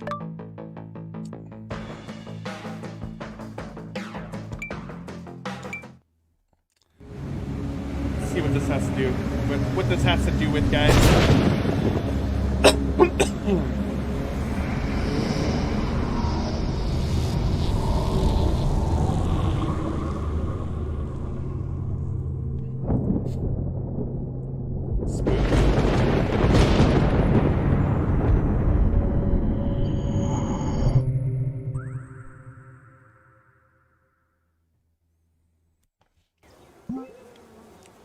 You wake up in a small shack. You can't remember how you got there. Oh, that sounds kind of creepy.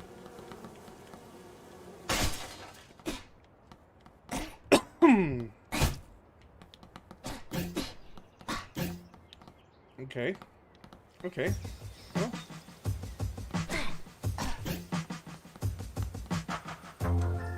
A visitor. Where are your pants? Good question. I woke up without pants on too, so that was fun. Oh, you have amnesia? That doesn't explain the lack of pants, but I'm forgetful myself. I'm sure Nostramagus can help with a potion or something. He's only the most powerful wizard to have ever lived. Now, where does he live again? Oh, right, behind me, the mansion with his name on it.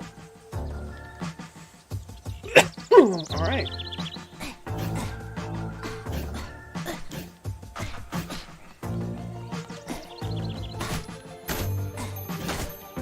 Sweet.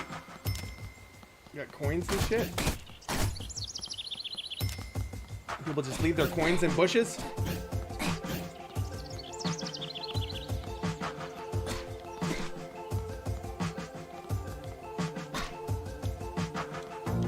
Alright. What's this guy say? Did you hear odd noises during the storm last night? So strange. God damn it, was somebody, like, fucking me without my permission? Is that what was happening? I woke up with no pants, can't remember anything. Fuck.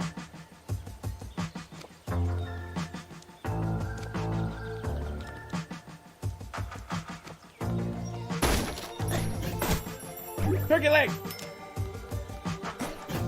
I guess I can't beat up these peacocks here.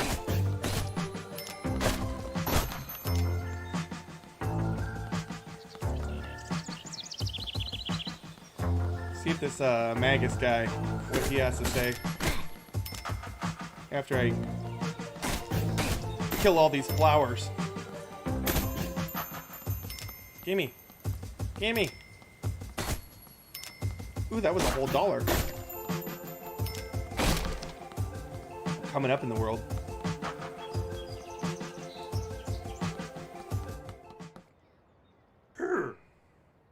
Nostramagus, he's gone. Was he the one that fucked me? Who did this? Ah! Master, I will avenge you!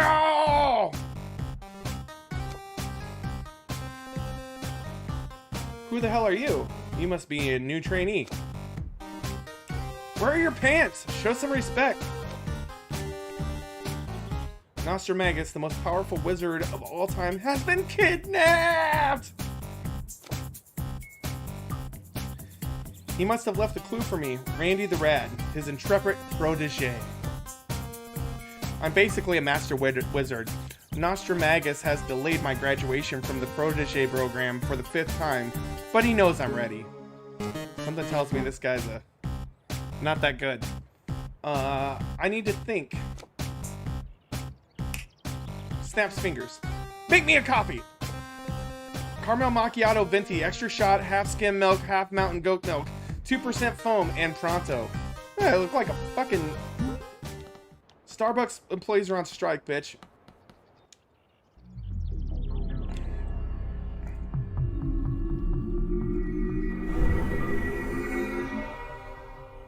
Ooh. Randy, I'm in trouble. Take the wand. Find me. I wanted coffee yesterday, Slowpoke. Fuck this guy. Wait, what were you doing over there? This is a crime scene. You weren't messing with anything, were you?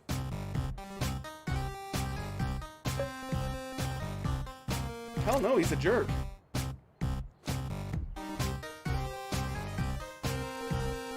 I'm officially a suspect. Alright. Randy, monsters have invaded the Grand Castle. It's covered in strange fungus.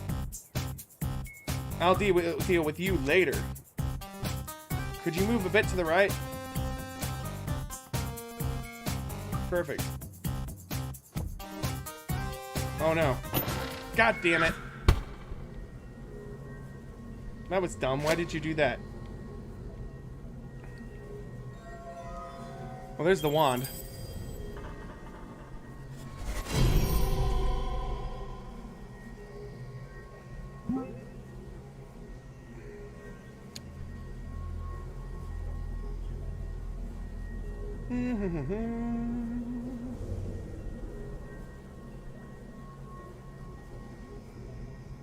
Now you have quests. Hold LB to open the quest scroll. Oh, LB. Examine your surroundings. Walk around the cell.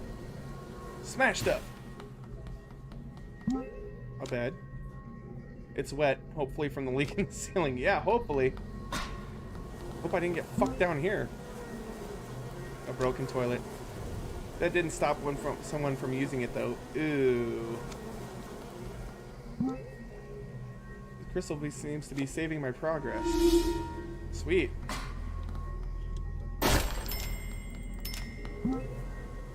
This is a star door. You need 8 stars to open this door.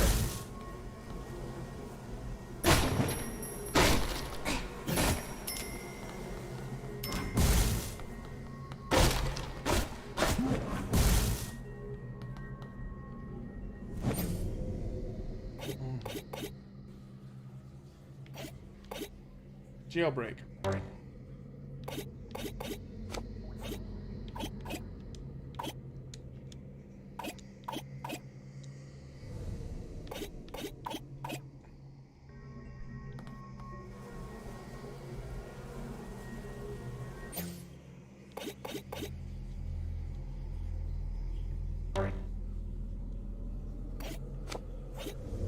right.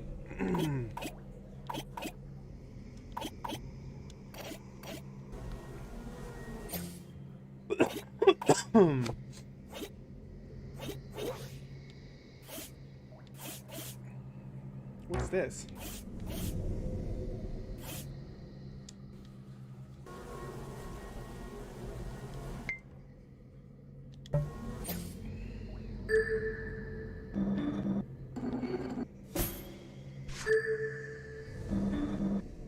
Ah, I see what I'm supposed to do. I gotta claim my D. Swarm unlocked. I can be a rat.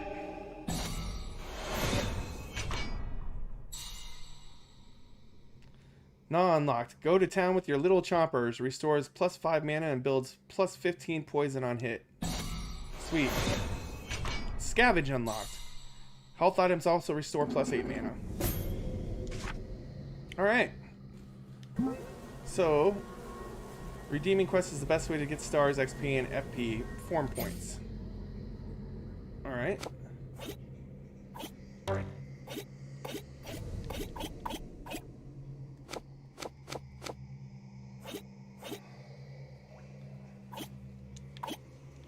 How do I change form, though?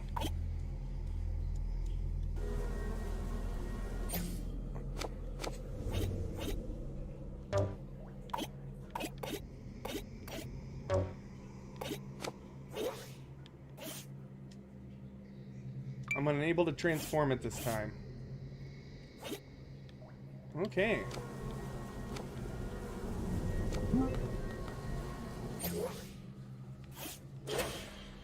Yeah, I can.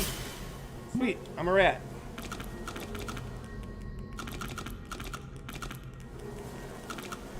Ew.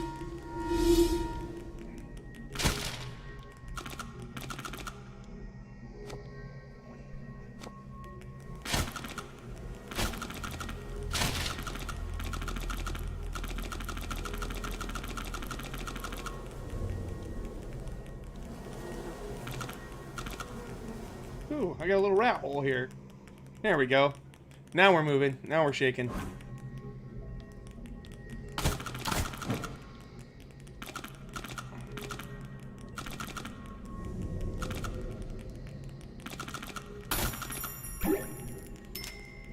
Nostradamus Museum.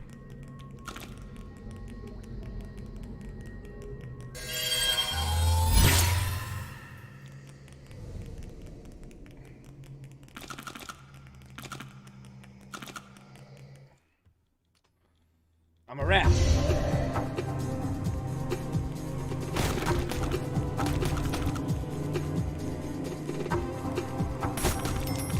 Ah! Eating the fucking trash.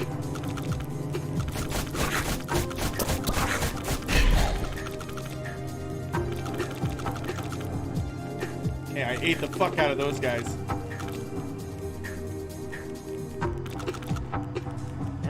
see.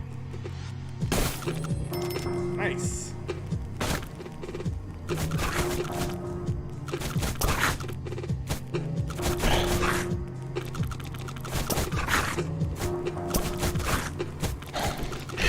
Yeah! Fuck those dudes up.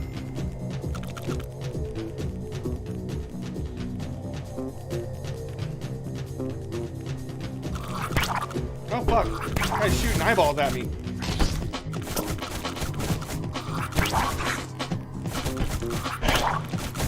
Fuck.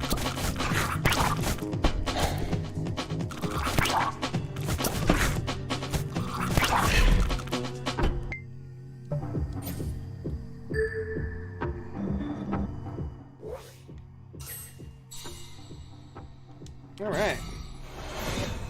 Consume unlocked. 30% of consumed damage is Leasha's health. Cooldown. Okay, sweet.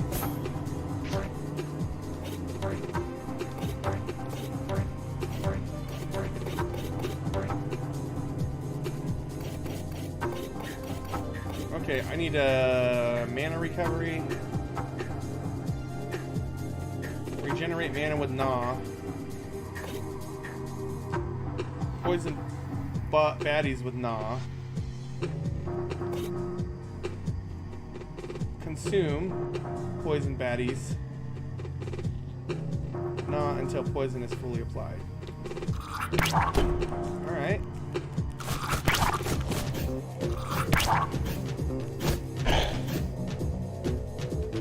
Can I do it?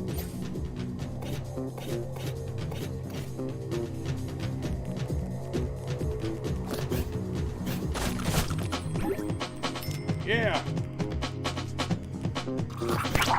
Fuck you. There, he's fully poisoned. There. One.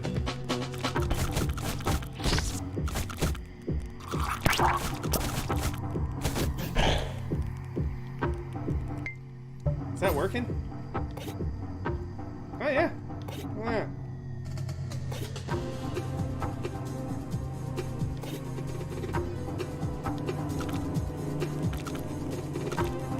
Now we're cooking with gas, guys.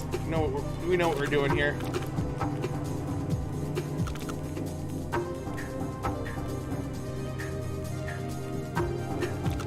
Fuck.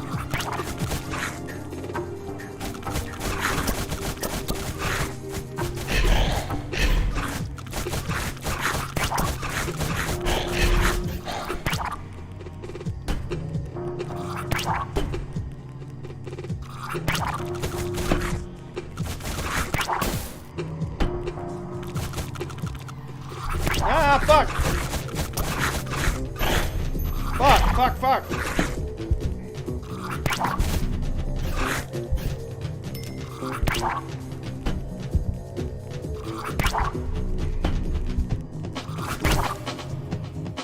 I died.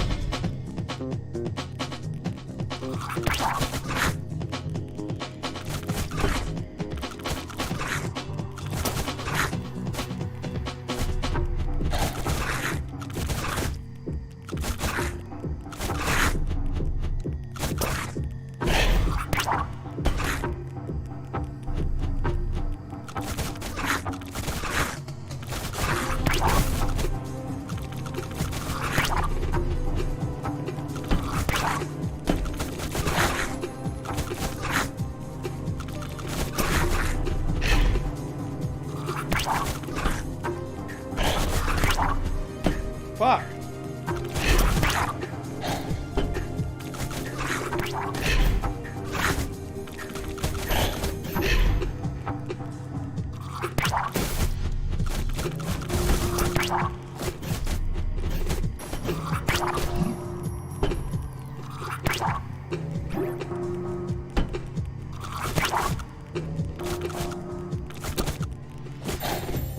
Yeah.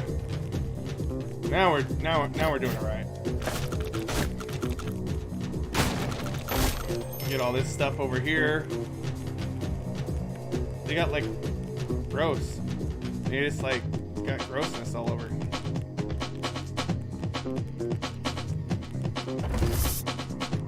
All right.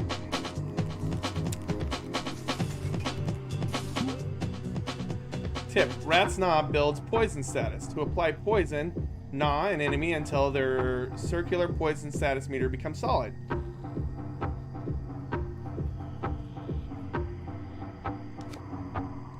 That's what I was doing, wasn't I? Mana recovery, sweet.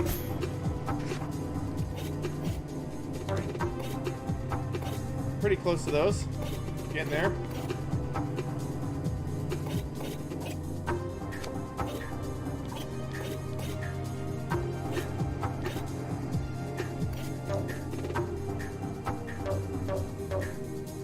Oh, I don't have it. Okay.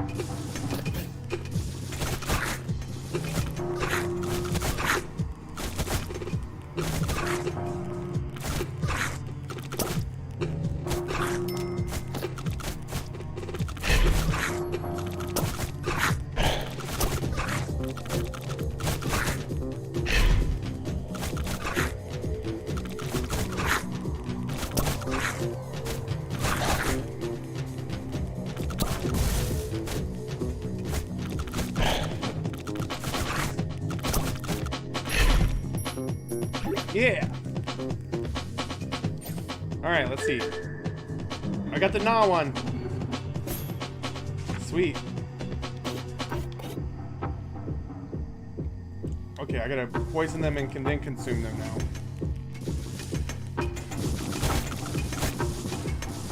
Fuck.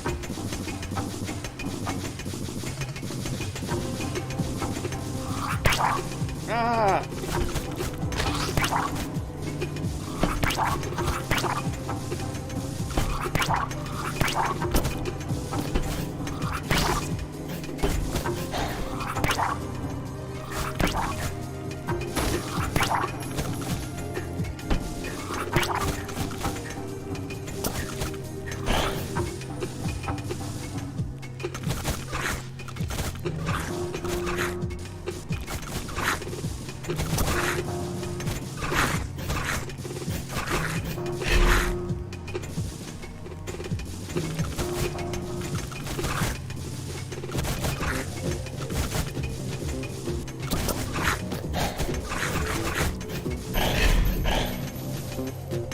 Yeah!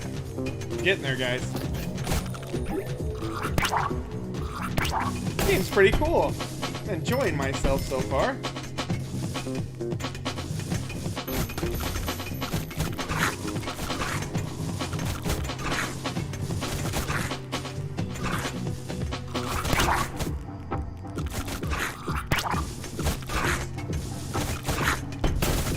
Yeah, okay, so I gotta get these guys poisoned.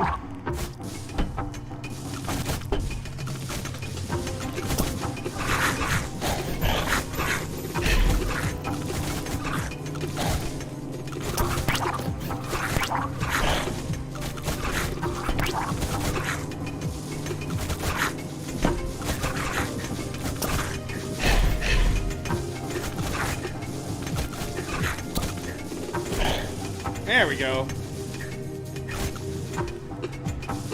Building them up, guys. Building them up. This fucking guy.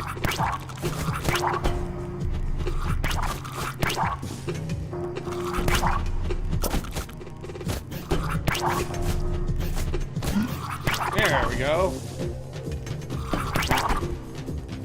Gotta go over here and get this fucker.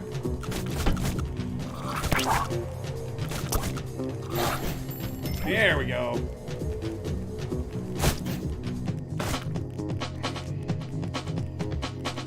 Okay, let's see over here. We gotta get this one.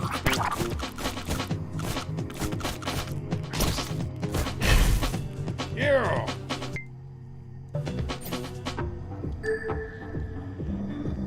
All right. Sweet.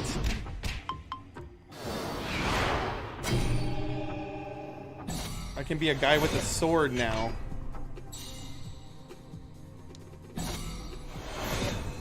Bravado unlocked.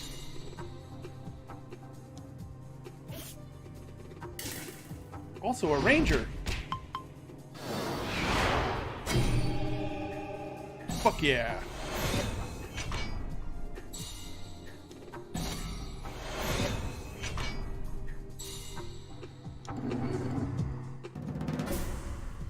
All right, level up.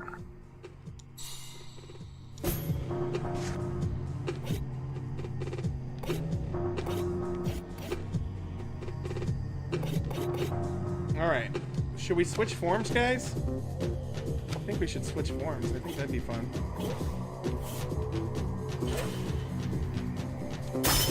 Yeah.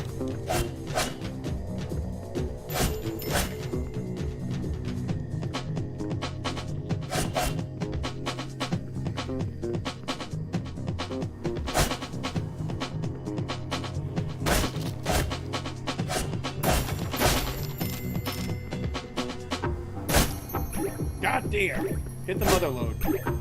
Except for I'm eating food out of the trash. It's kind of gross. Ooh. Wait, I was already here. I already went through all this.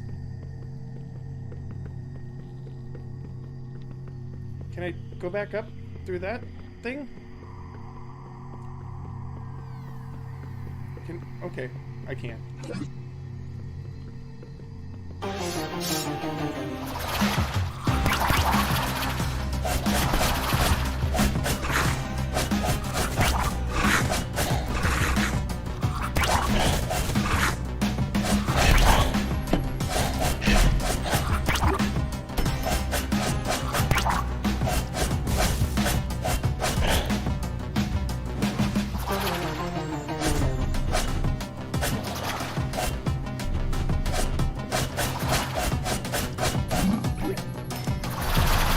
Holy shit!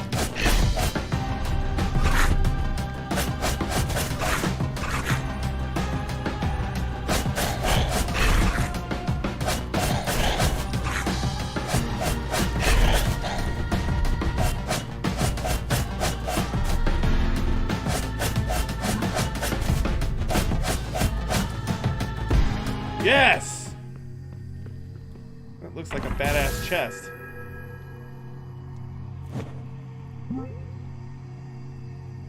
Found some upgrade tokens. Sweet.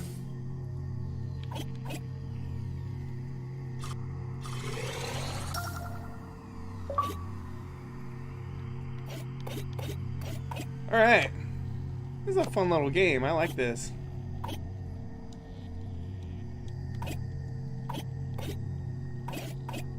Okay. We got that one. That's good. Redeem that one.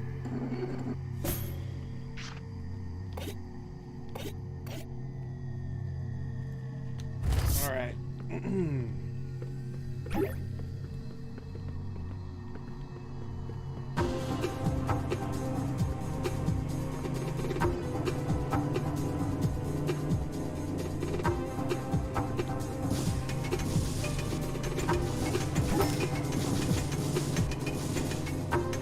I want to make sure there's nothing over here that I can get still. I like to thoroughly clear dungeons, you know? Thoroughly.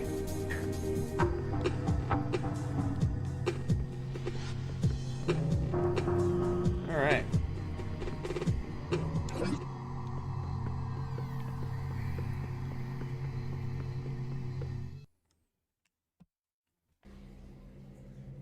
Nostradamus Museum Demi Dungeon. Okay, oh, I gotta turn back into a rat because I can't get through that hole otherwise. Hold on, let's some of these things here.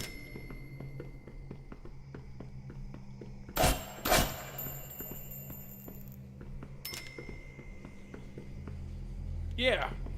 Alright. Turn it back into the rat.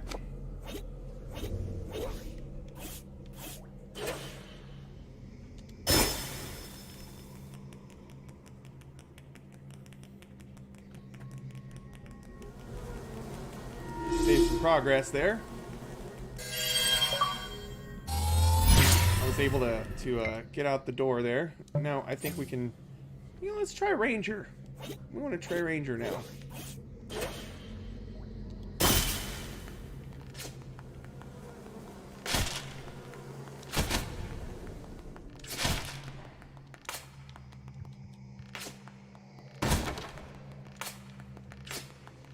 Am I in somebody's basement?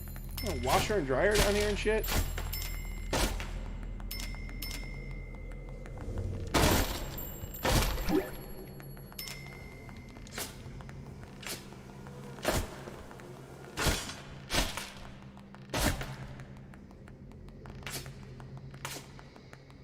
Some of the art style in this reminds me of like some Nickelodeon games or shows or some shit like that.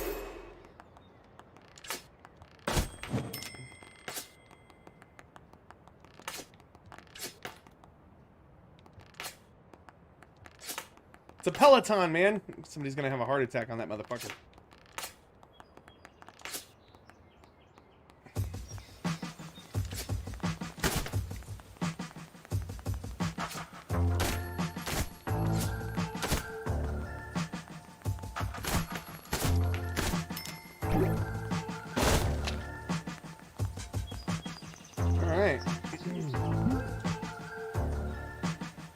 Nostramagus, famous wizard, #1 magician, 30 under 30 for 11 years in a row.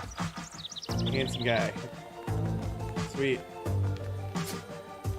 Ooh. I already talked to you.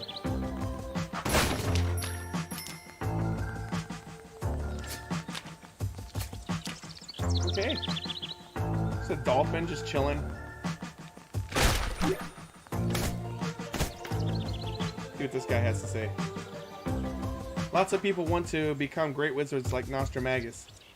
You have to train very hard. Very, very hard. Not for me.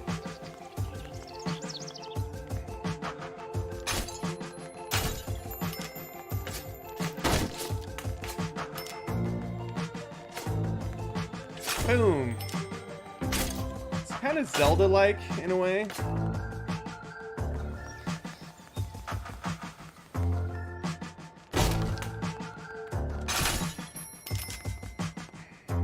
Nostramagus' assistant Randy looked agitated this morning. I hope his asthma isn't coming back. He's such a sweet lad. He's a fucking douchebag.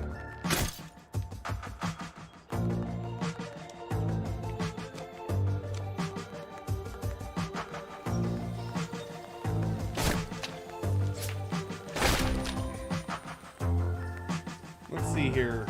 Some old cape. Kind of looking around here. Getting my surroundings.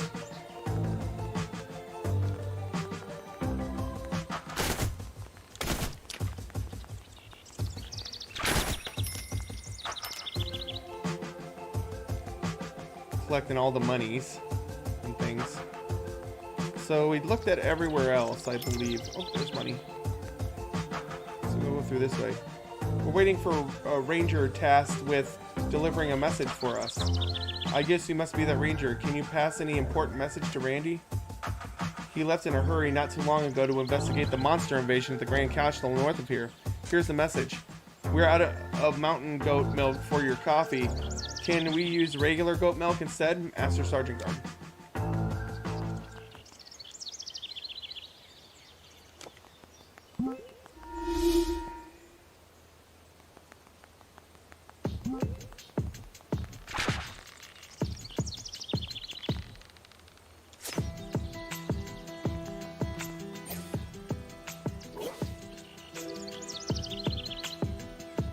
Hold right trigger to lock your direction.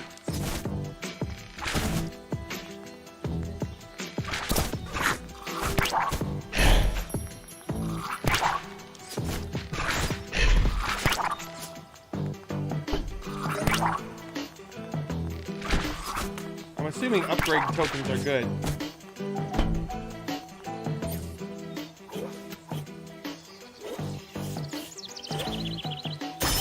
Yeah. Now I'm gonna kick your ass, Seabass. There we go.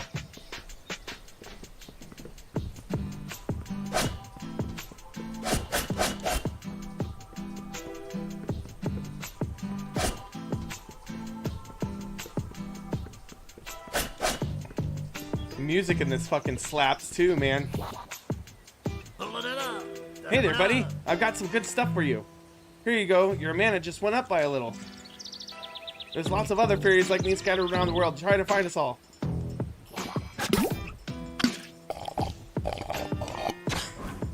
Sweet. Yeah, this is much like Zelda. But funny.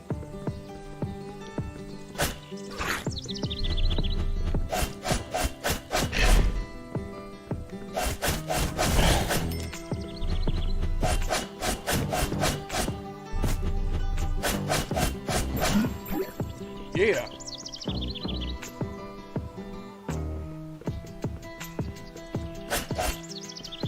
These guys don't know what's up, man. I'll fuck them up.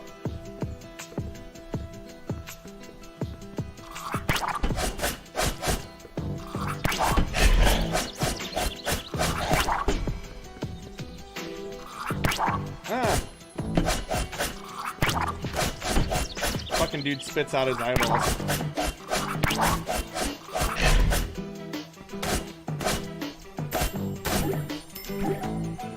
Yeah. Alright. Oh, I got some... Finished up some stuff here.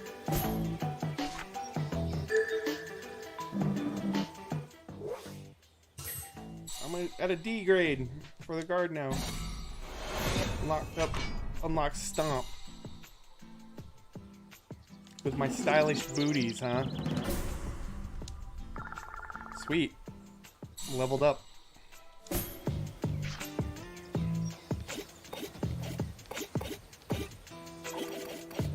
What's this? Oh, find the fairies. Yeah, that's right. Okay, so let's see what else we got going on here. Oh, yep. There we go. Poison tip.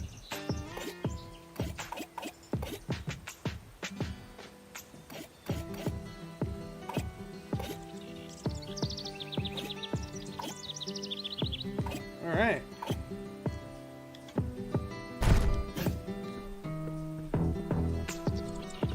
Let's try that out. That'll be fun.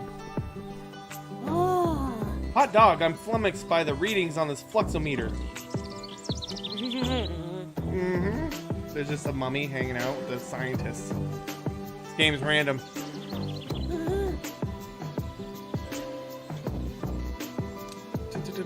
This is very bad. If the calamity gets strong enough, it's going to infect everything. It'll be the end. Oh my, how long have you been standing there? I'm Octavia the Witch. This is the mummy.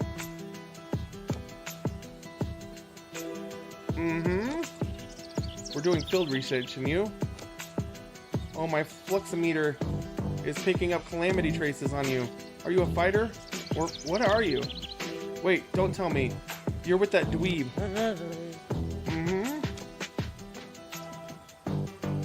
Yeah, Randy. Are you with Randy? 1,000 times now. Okay, great. That guy's the worst. My data shows the monsters are protecting the gem shards. The gem was used to banish the calamity of ancient times. If the calamity is back, Nostramagus and the wizards of the world are going to need those shards. Maybe you can help. There's one shard inside the Grand Castle for sure. Good to know.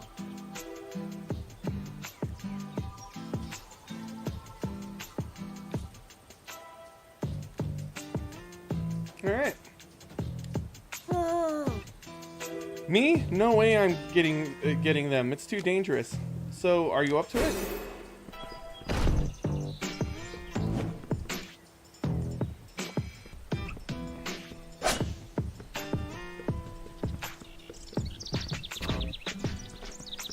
Alright. Some flowers. Fuck those up.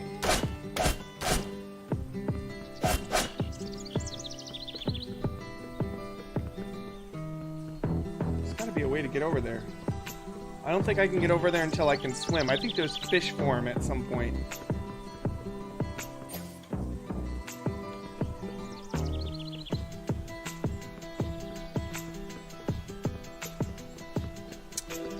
Fishy form! Need the fishy form! So I can talk to the dolphin. I don't know how to make dolphin. How do you make dolphin noises? Oh, fuck.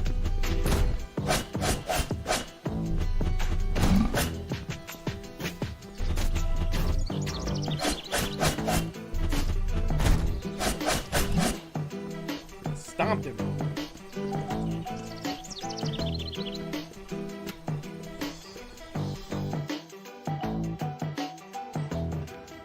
New Old Town. It's a great name. I've seen you around those with those full pockets, my friend. You're quite an interesting being. Yes, a bit of an oddity you are. A rich oddity. I'm sure we can find a resting place for all that gold. Call me shopkeeper, but if you buy enough things, you can call me Honey Bunny if you want. Star charges.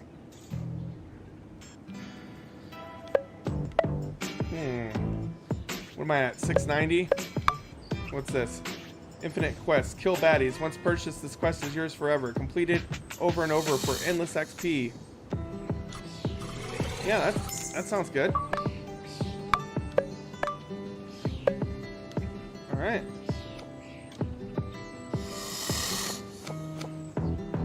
Alright. So, yeah. Picked a bad time to visit, pal. Oh no, why?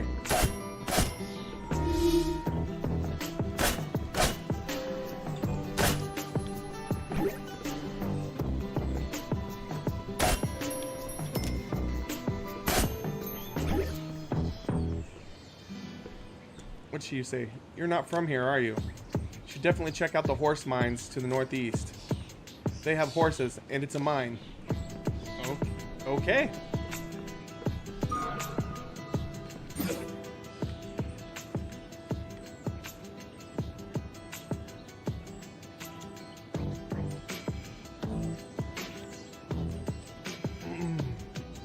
Did I miss something? I feel like I missed something over here.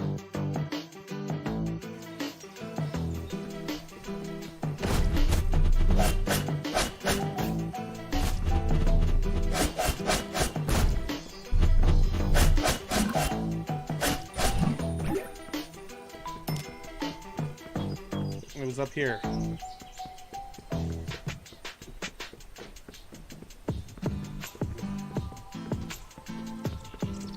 I need to be rat-sized.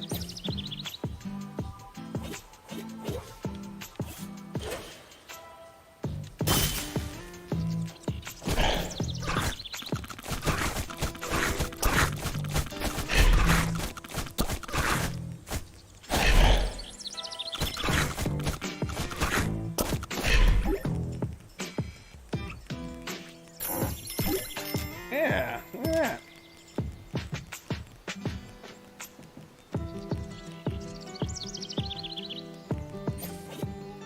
Alright. So far I like the guard the best, I think.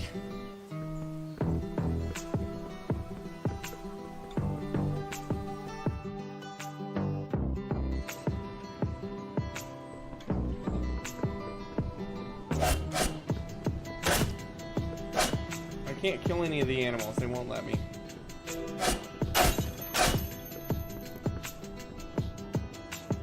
I've never seen monsters like this before. I hope Nostramagus comes soon. But if he doesn't, my bunnies will protect me. Oh, I thought you meant the bunnies were the bad guys. Or the monsters. Good to know.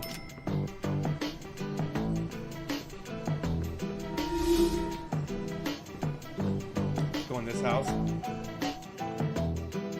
Randy is an inspiration. One day I'd like to be here like him. I'd like to break all the shit in your house. That's what I'd like to do. Randy the Red was here. Isn't he the best? He was talking to the king about the monsters.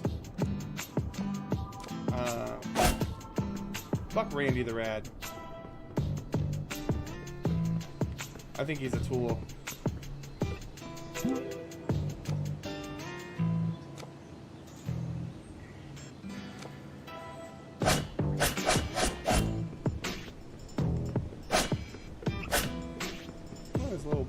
Little fairy over there.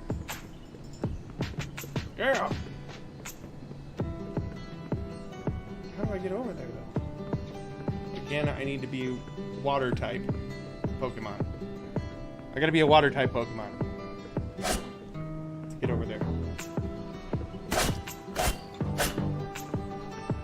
Gotta catch them all.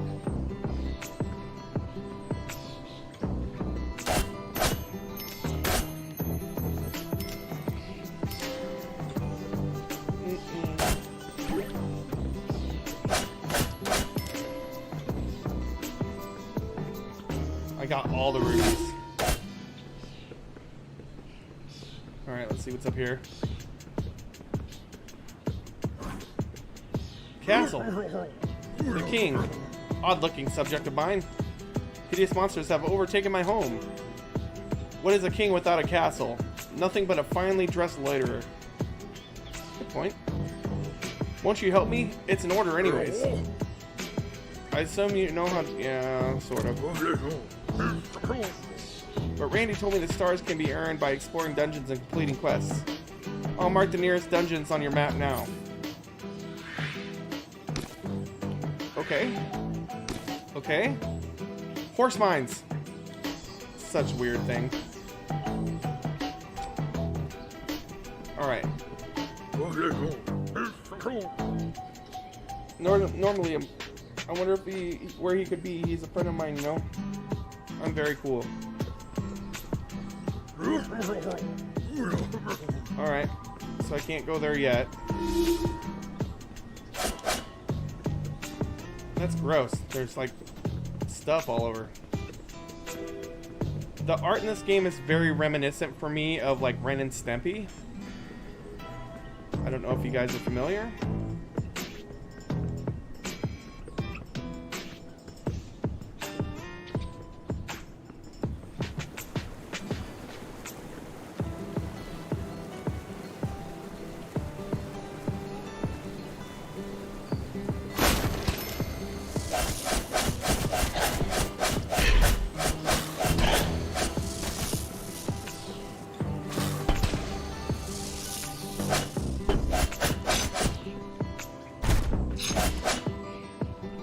Got him.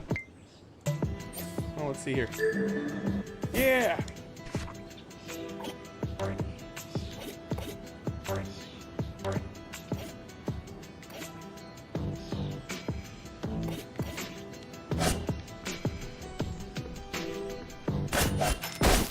Give me all that shit.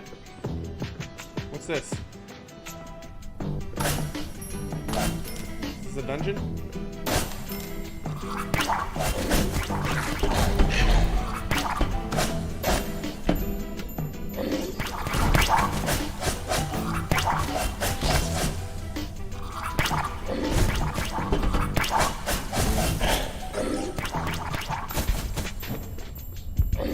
Fuck.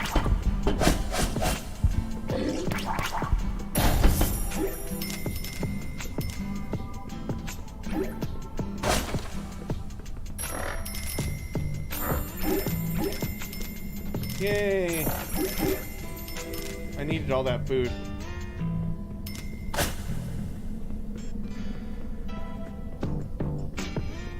Oh, there's more. I don't need that anymore though. That's fun. That was worth it.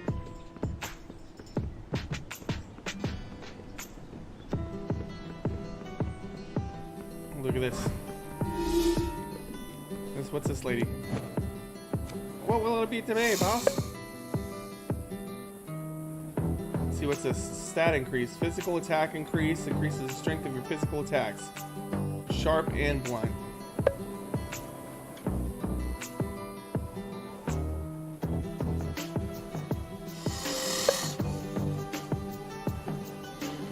We don't have any magic yet, so...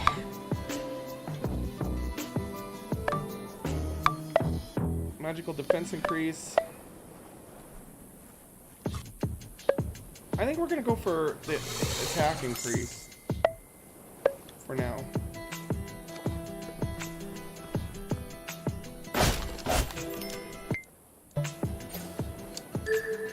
Boom!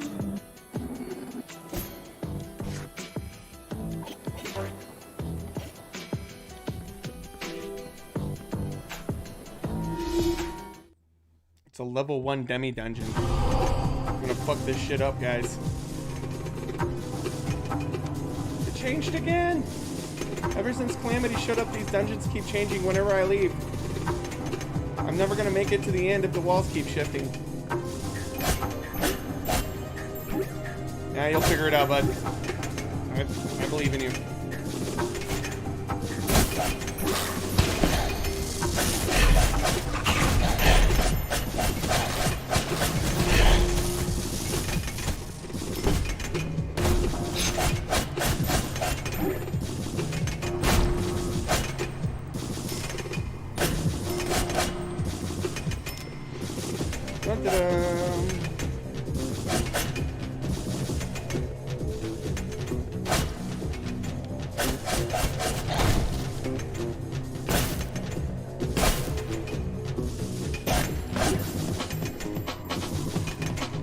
Alright. So far, so good. Keep eating shit out of the trash, though. I'm not sure if I like that.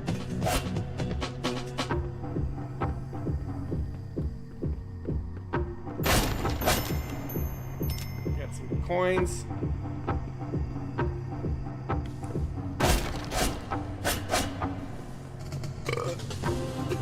Oh, excuse me.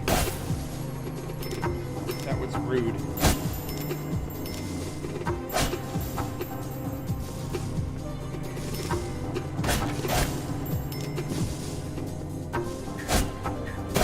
Fucking shit up. Oh, this fucking guy. Got him. Alright. Holy shit!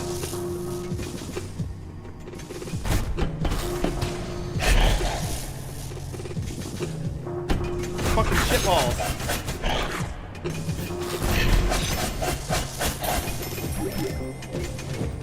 There we go. I feel better about myself now.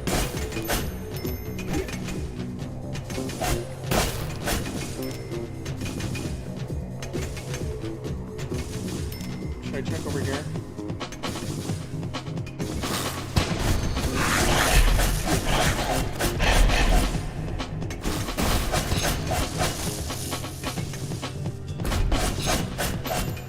Yeah, give me that chocolate. Yatch.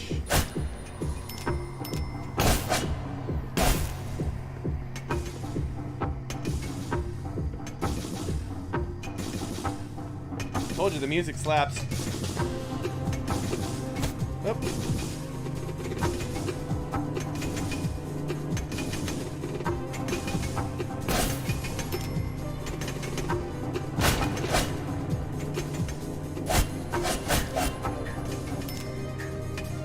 Further up the dungeon.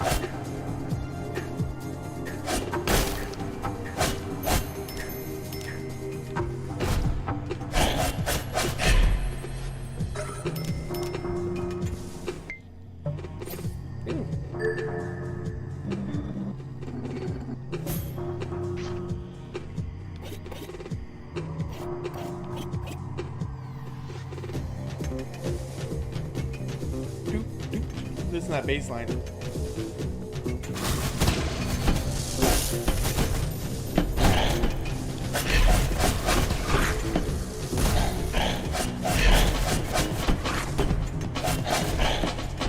Oh, fuck. I'm getting my pasty white ass kicked.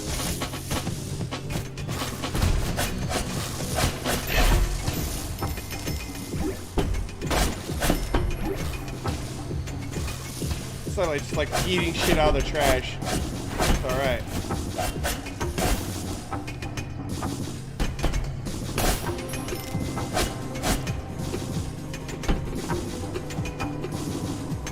Yeah.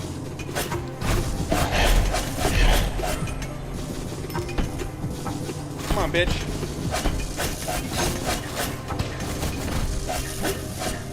Got him.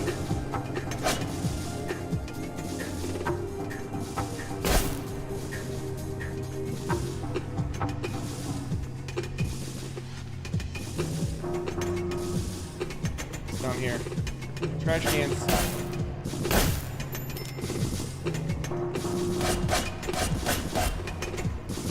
Hey.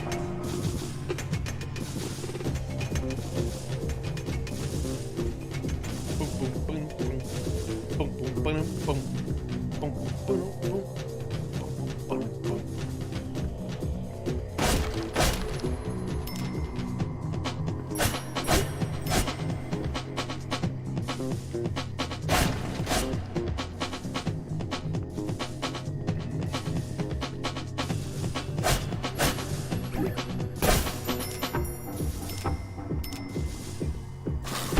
think we're gonna probably call it a quits after we finish this dungeon so I can take a break before I jump back on and get on the Prime Kites panel for an hour or so.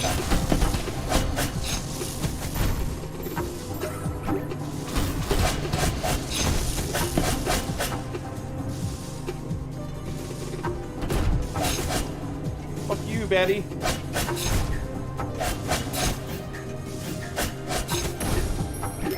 Give me all that shit. It's like coins and shit all over the place.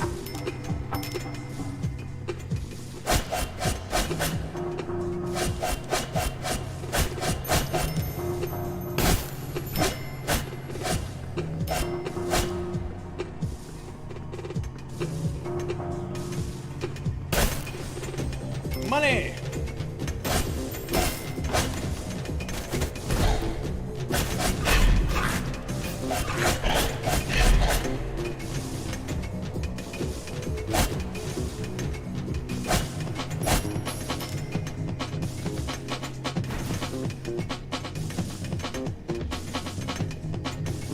Wait a second.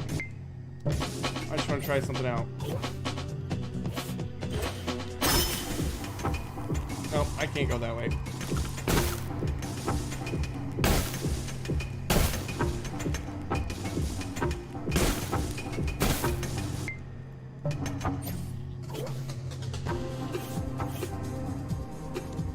Yeah, we'll be a rat for a while. What? Fuck it. Eating all the trash.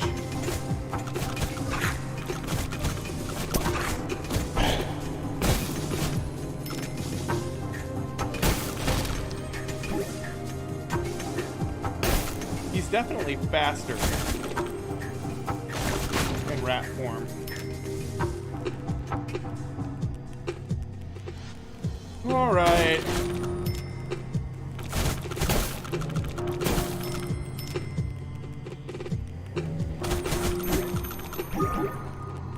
Fuck yeah.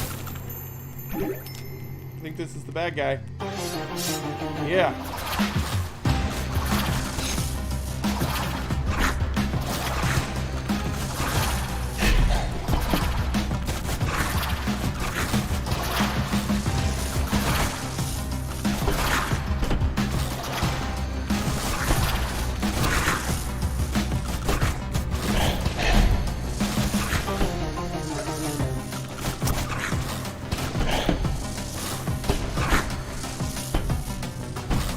Alright. Switching forms.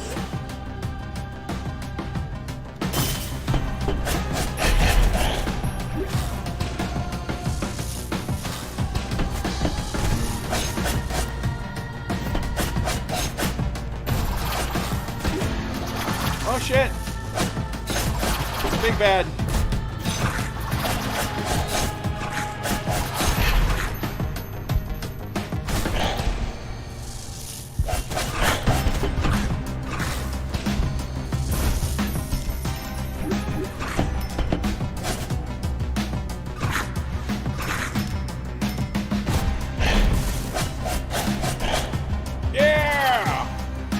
Oh fuck, there's another one.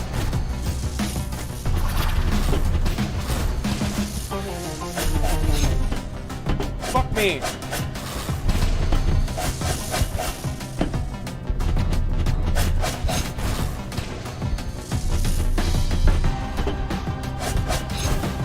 Ah, fuck. I just died, guys. Okay, we're gonna call it there. I almost made it to the end of that one. Let's see here. What time is it? Oh yeah. Yeah. We got about a couple hours before we're gonna get on a Prime Kais. So I need to eat. Come back and watch, guys, if you can. It's gonna be a lot of fun. So let's see here. We'll call that good. Oh, thanks for joining me tonight, guys. Appreciate it. Hopefully we talked about some good stuff and learned some good stuff and had some good conversation, and hopefully we see you when I am debating on Prime Kais. So have a good night, everybody.